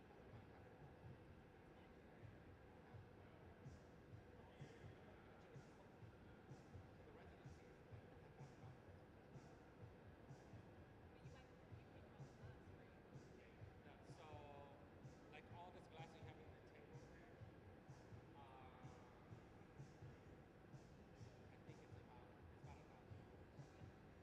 But the thing is, I'm playing with lots of different colors. I don't know what to do with it. A lot of it is for the funerary. Did you get grants for the glass too? You get 20% off at the booth. And they'll talk to you. Like I overbuy because I'm not like it's too much to like run out. That's another thing. It's too much to run out of the box.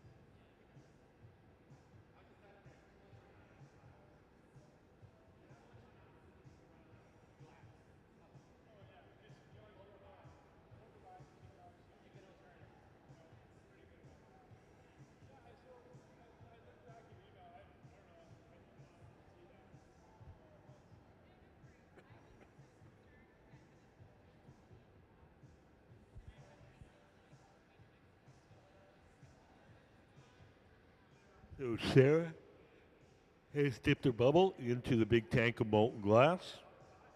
And now she's going to shape it with a tool called the block. That little scoop-shaped tool is made out of wood. It's stored in a bucket of water. As long as the wood is wet, the tool doesn't burn, and it doesn't leave any marks as we shape the glass.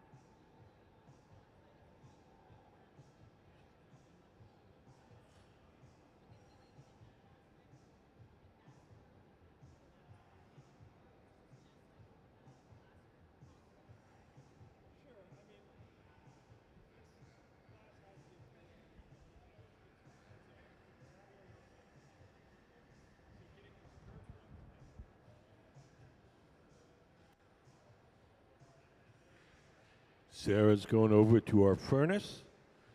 She's going to dip her bubble in the big tank of molten glass. She'll twirl it around, coat the entire thing. When she comes out, she'll have a fresh layer of hot molten glass on her bubble. So this is how we build up our material. We build it up in layers. We dip it in once, twice, 3 times, 4 times, as many times as it takes to get the material to make whatever object we're making.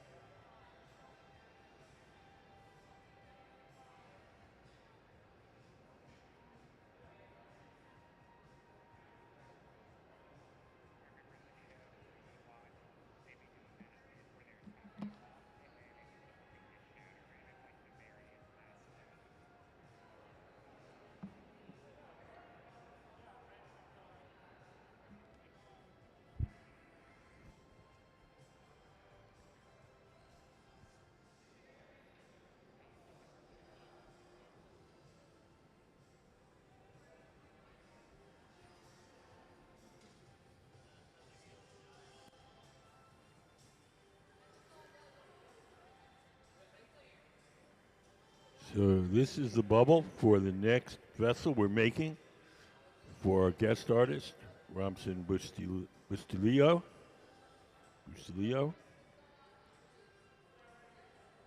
We're letting that bubble cool and stiffen a bit, and we're going to coat it once more with a hot molten glass.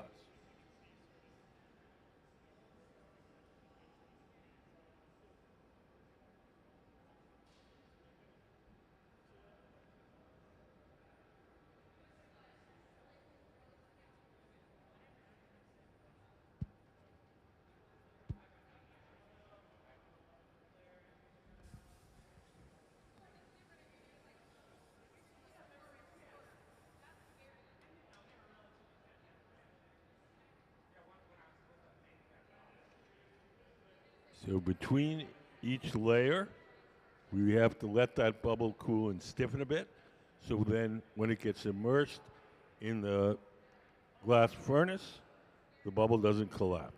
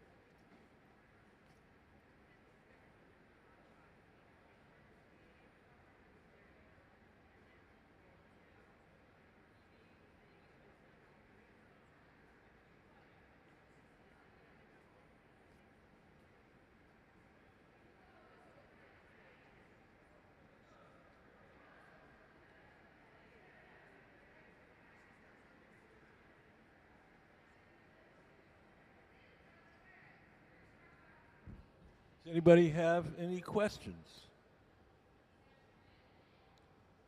Can we put up the drawing?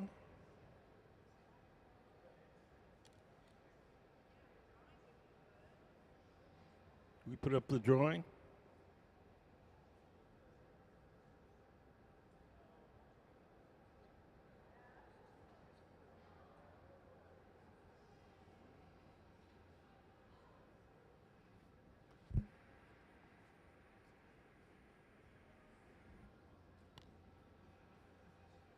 So now we've dipped the bubble into our big tank of molten glass.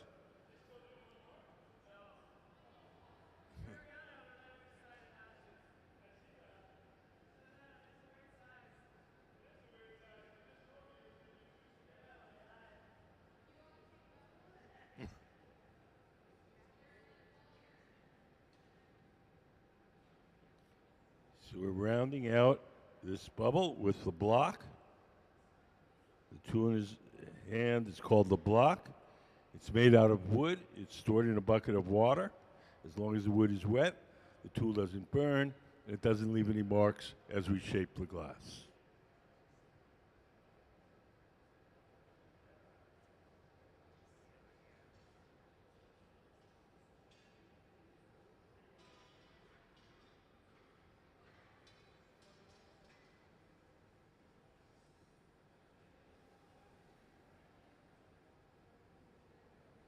Gabe's taken the bubble over to the pipe cooler.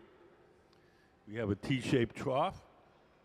We lay the steel pipe in the trough and we spray water on it. That cools it down, makes it easier to hold.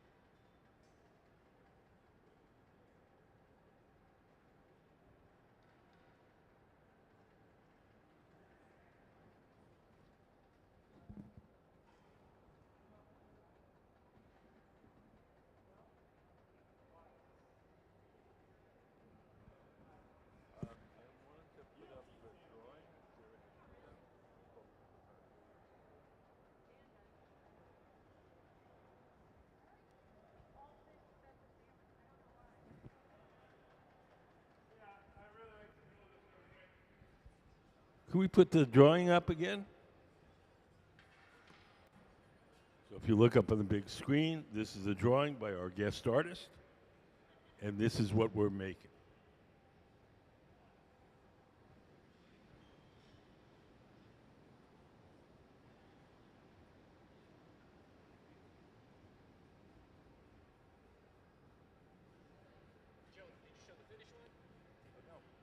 Can we show some of the finished artwork?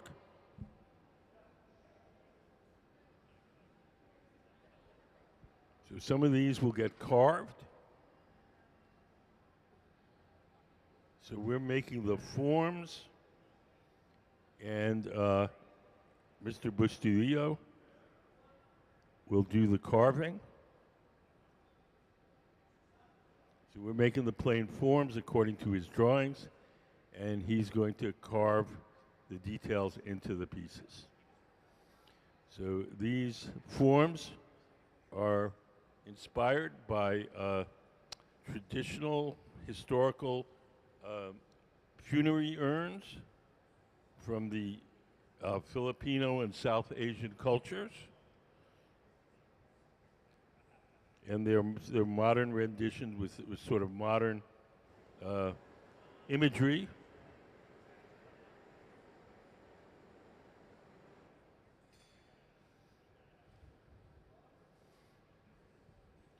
Mr. Bustillo is our guest artist for this week.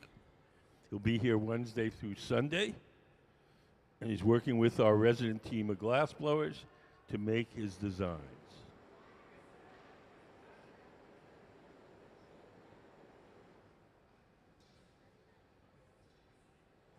Does anybody have any questions?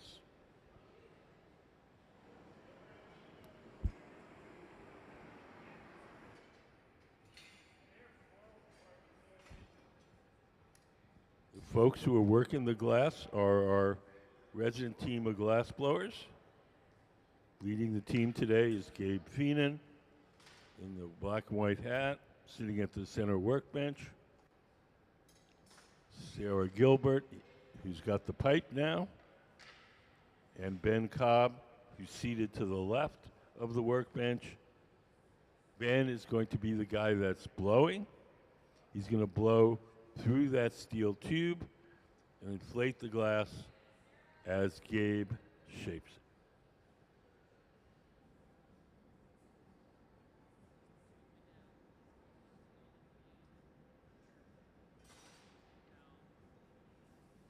When they hold it down at an angle like that, the glass is soft and the bubble will stretch under its own weight, making the bubble longer.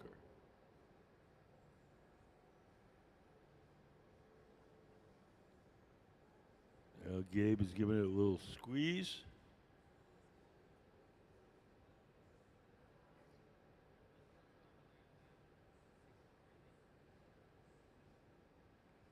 It has a little, making a little waste in it.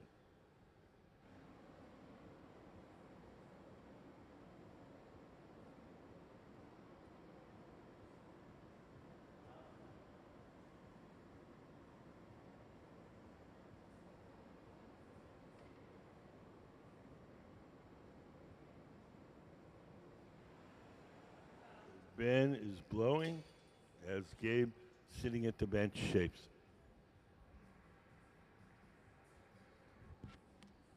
Does anybody have any questions?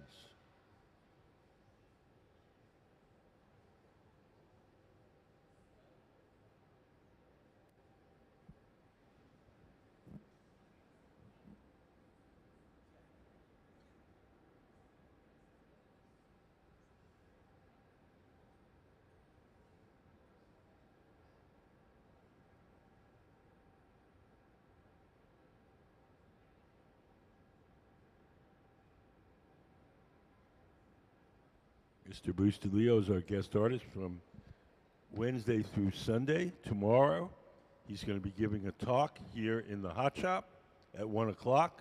Obviously, you won't be here, but we will be streaming it to our website, museumofglass.org. So if you want, you can watch the talk from home in your fuzzy slippers.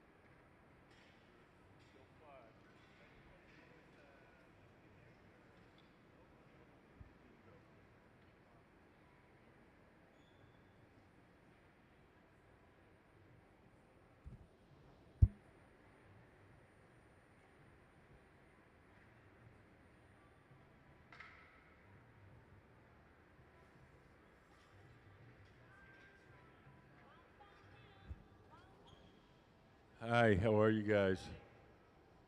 Do you guys have any questions? Anything you'd like to know?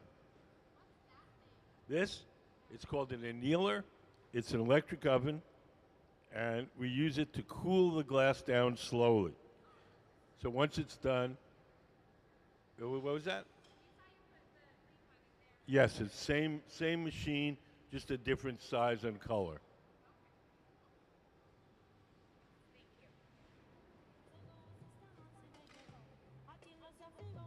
Hi, how are you guys?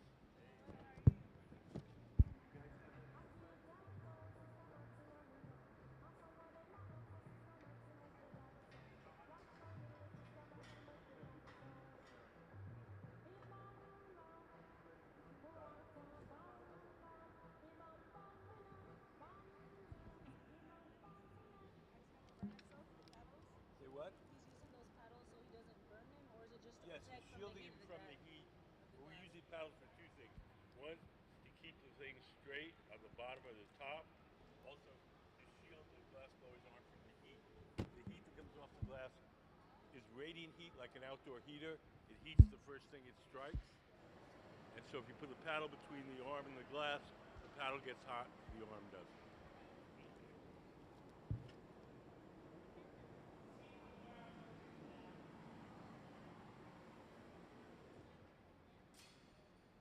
All right. You guys have any questions?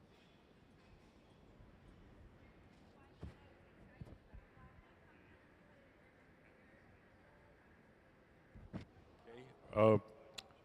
Why do they put it in the glory hole, the round oven, and then why the torches? The torches allow us to focus the heat in a particular place. We want to heat it up more generally.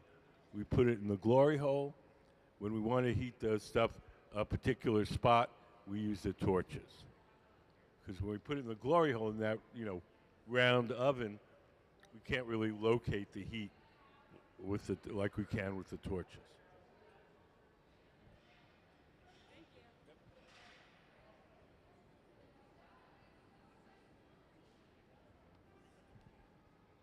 So Gabe's giving that bubble a little squeeze, making a little waist in the middle.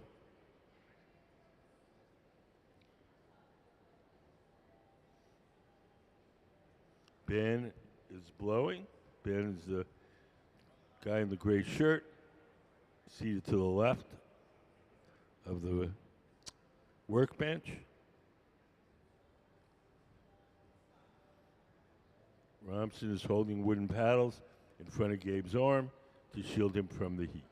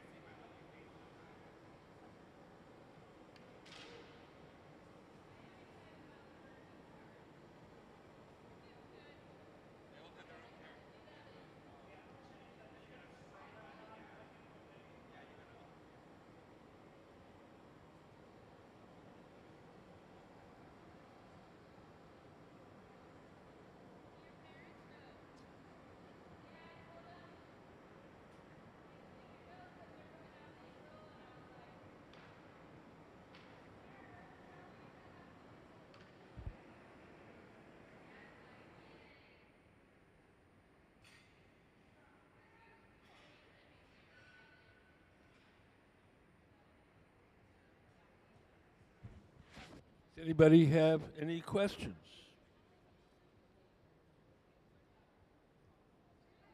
Yeah.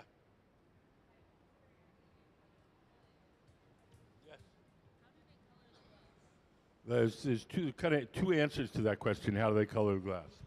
You can really only color the glass itself when you first cook it up from scratch. It's like making a chocolate cake. You get all the ingredients and you bake them. The things that color glass are mostly metals. Different metals make different colors. So if you cook up the raw ingredients of the glass with cobalt, the glass will be blue. If you cook it up with chromium, the glass will be green. If you cook it up with a little bit of gold, the glass will be a beautiful ruby red. What we do here is we blow a bubble of clear glass, we buy commercially colored glass, and then we coat our bubble with the commercially colored glass. To make the colored glass itself, you have to start from the raw ingredients and add some kind of metal. Does that make sense?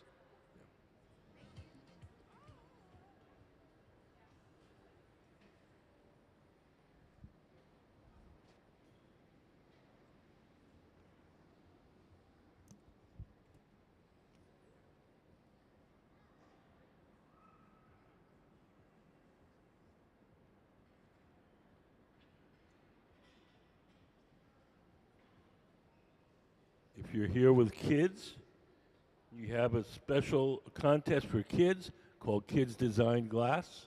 Any kid 12 and under can do a drawing. Once a month, we pick one of the drawings and we make whatever the kid drew out of glass. We make 2 copies, one for the kid to take home and one for the museum collection. It's free to enter. There's a table in the lobby with drawing materials and entry forms. And if you win, we'll call you up. You can bring the family down, and we'll make the glass right in front of you.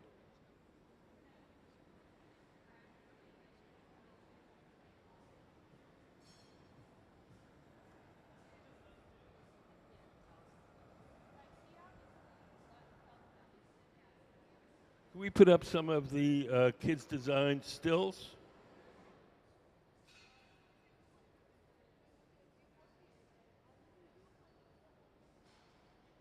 So all these sculptures that you see are made from the kids' drawings.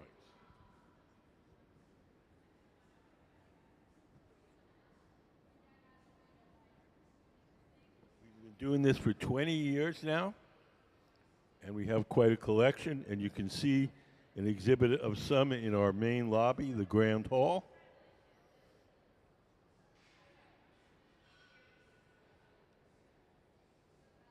It doesn't cost anything.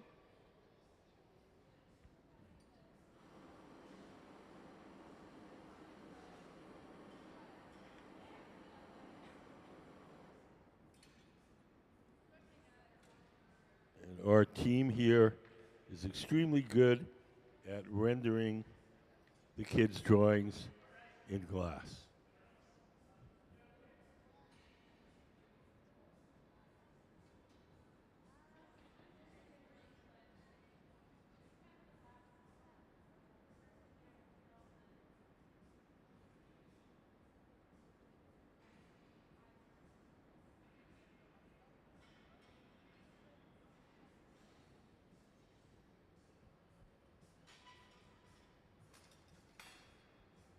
Next thing we're going to do is transfer this vessel from the rod it was originally blown on to a second steel rod called the punty. The second steel rod will hold it from the bottom while we shape the top.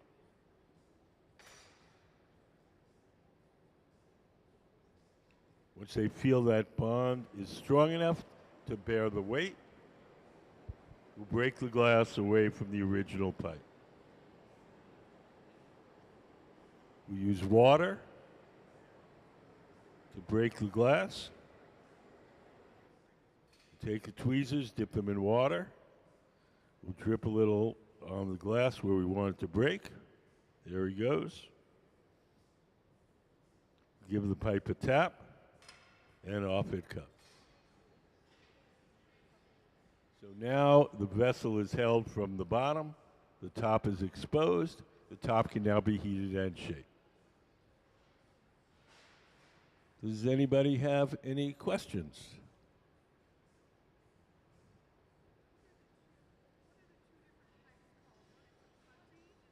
One's a punty and one is the blowpipe. The blowpipe is a hollow steel tube. The punty is just a solid steel rod.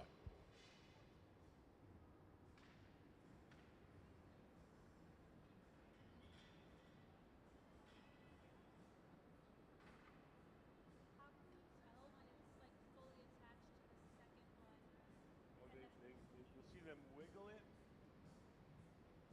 They'll wiggle it, and then when they wiggle it, they can see how they can feel how stiff the attachment is. And then how can they get a good stick? Like if it's like not fully adhered, do they like heat it with like? Well, if it's not attaching well, we'll drip some water where it attaches to the bottom, break it off, and start again.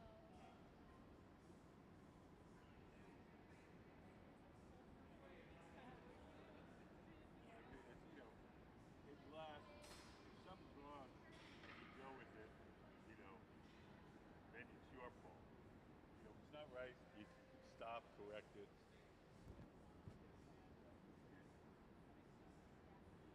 Sometimes you'll see it. If you're working with beginners or something, and they try to make the punch, they don't do a good job.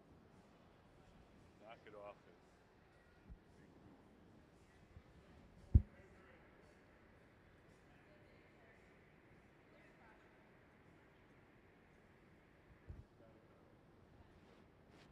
Solid veteran. James Lee, he's been blowing glass for 29 years.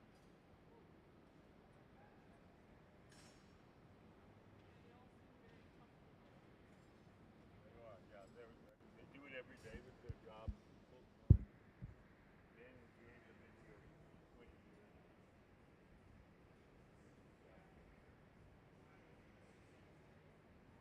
No, they're very well preserved, especially James.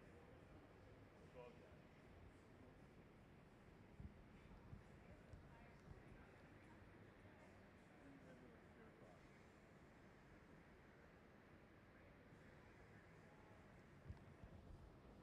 And genetics.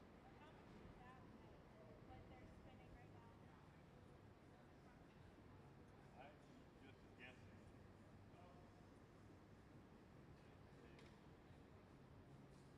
20 pounds.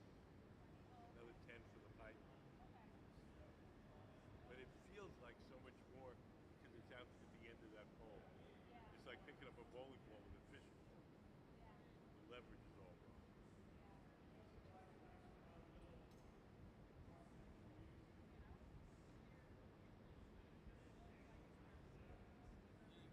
it. Yeah, you'd be surprised.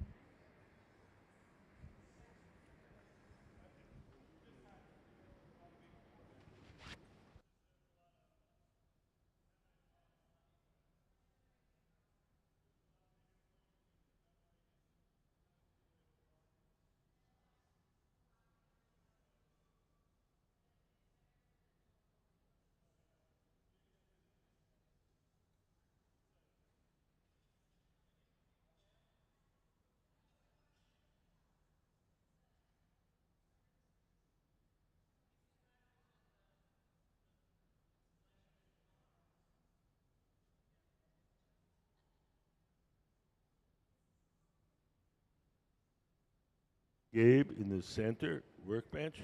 He's shaping the glass with the newspaper. That pad in his hand, the gray pad, is just folded up ordinary newspaper soaked in water. As long as the newspaper is wet, the paper doesn't burn too much, it doesn't leave any marks. He's going to stretch out the glass at the very top. It's often very thick up there. He's going to stretch it out and then trim some of that off.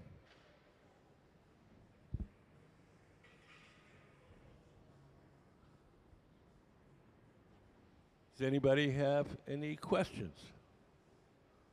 Yes. There's two kinds of kilns.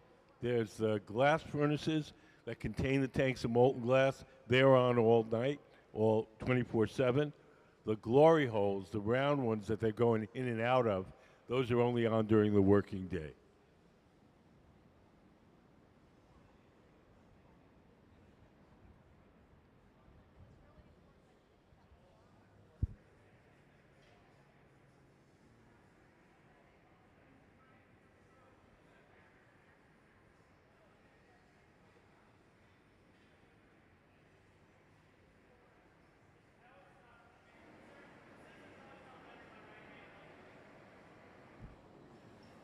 Gabe is stretching it out. But that part that he's stretching out, that's going to get cut off.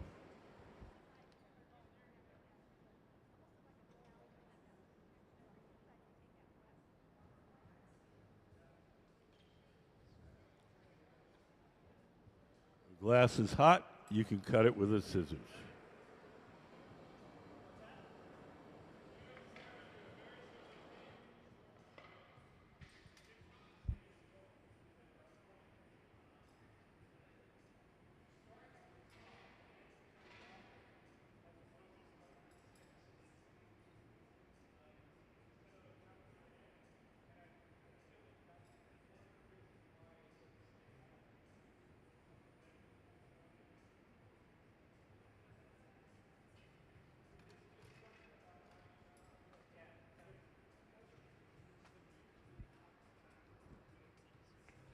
Do you guys have any questions?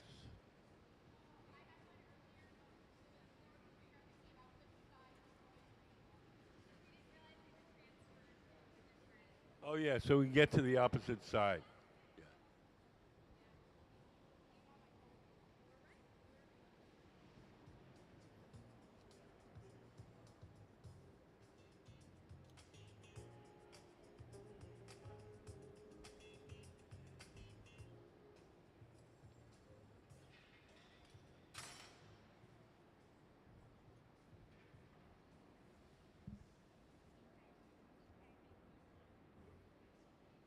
Just want to give everybody a heads up.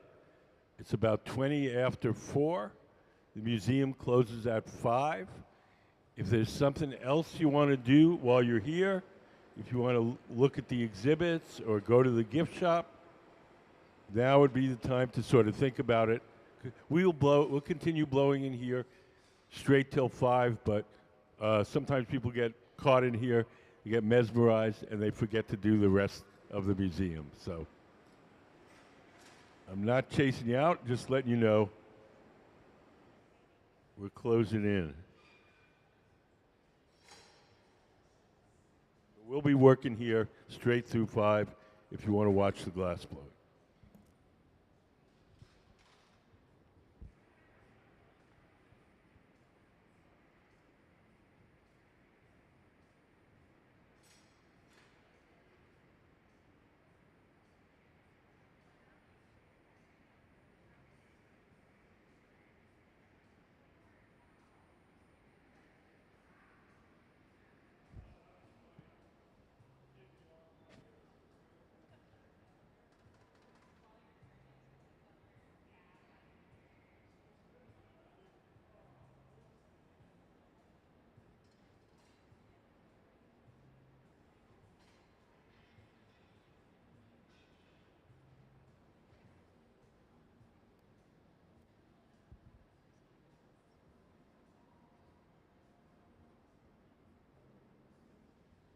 So Sarah's holding a wooden paddle across the top to keep it nice and straight as Gabe shapes it with the newspaper.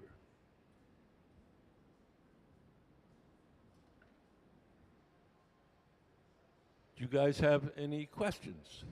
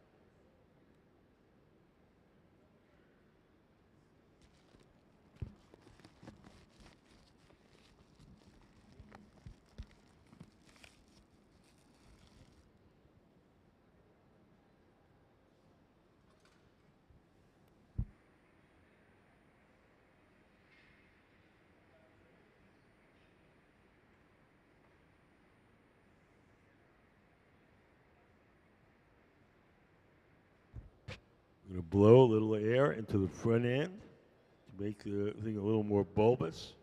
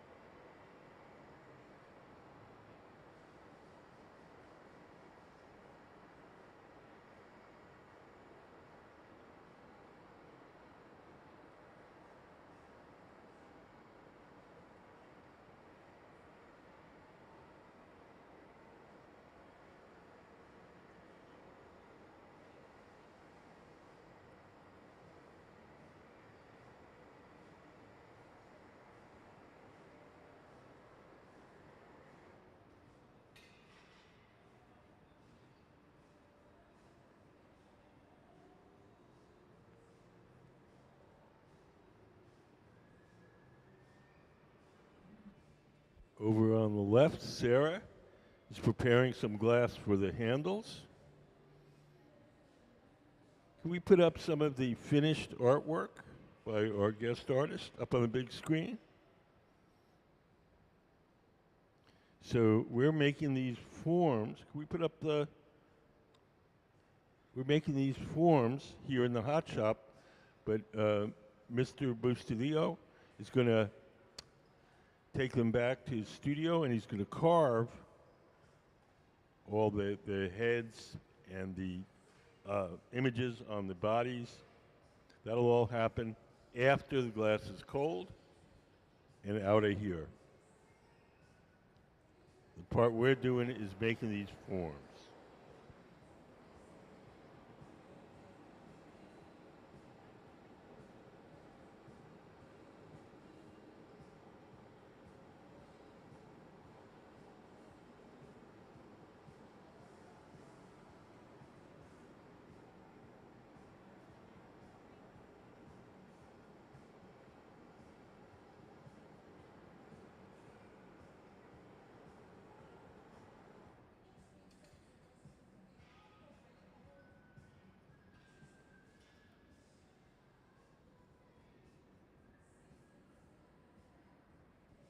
Tomorrow at 1 o'clock, our guest artist, Romson Bustillo, will be giving a talk here in the hot shop, and we'll be streaming that to our website.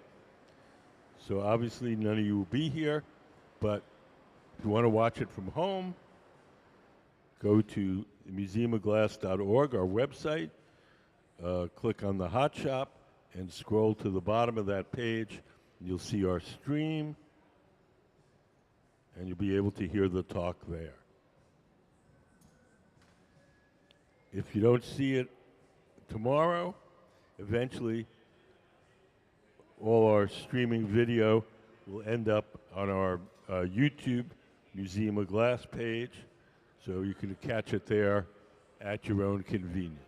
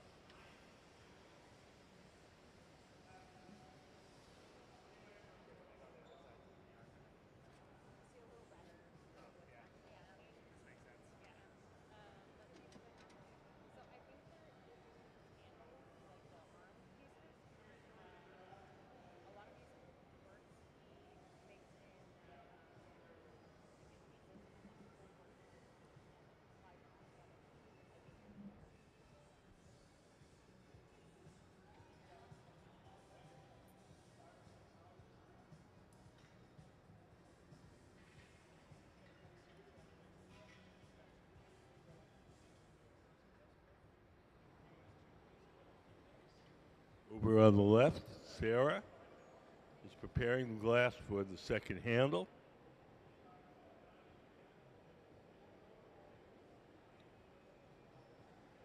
We have to be careful to keep the connection between the metal rod and the sculpture warm. If it's allowed to get too cold, it'll crack, and the whole thing will fall on the floor.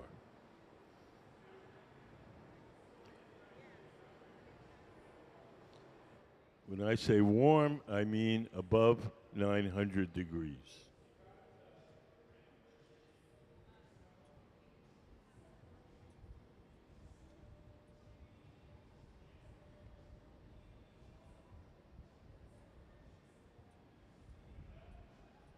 Does anybody have any questions? Guys?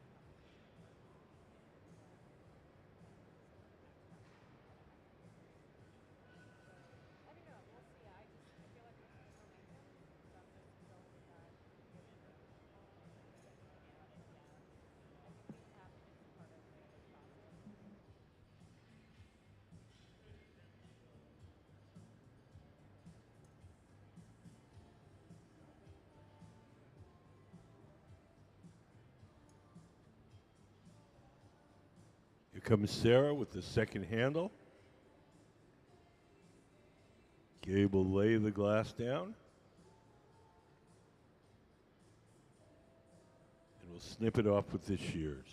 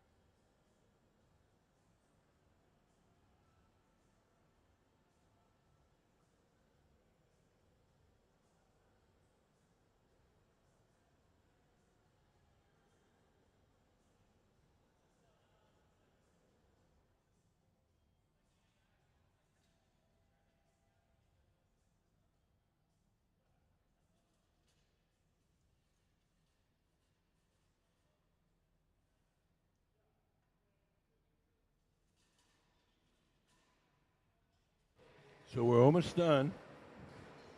The reason I know that is I see Sarah putting on some protective clothing. She's going to carry the finished vessel to our annealing oven. She put on some Kevlar gloves. Kevlar is a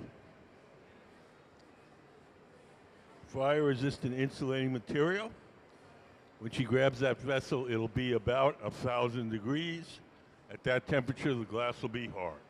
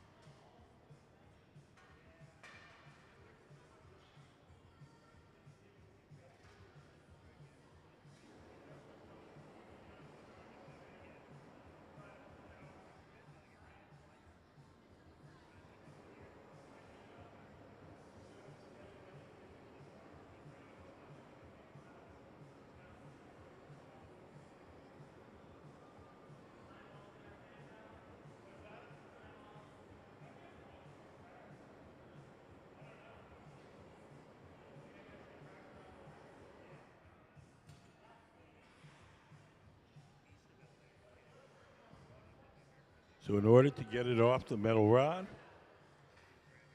we're going to take a pair of tweezers, dip them in water, drip a little water on the joint between the metal rod and the vessel itself. The water will crack that joint, and just a light tap on the metal pipe will release it. There's the water.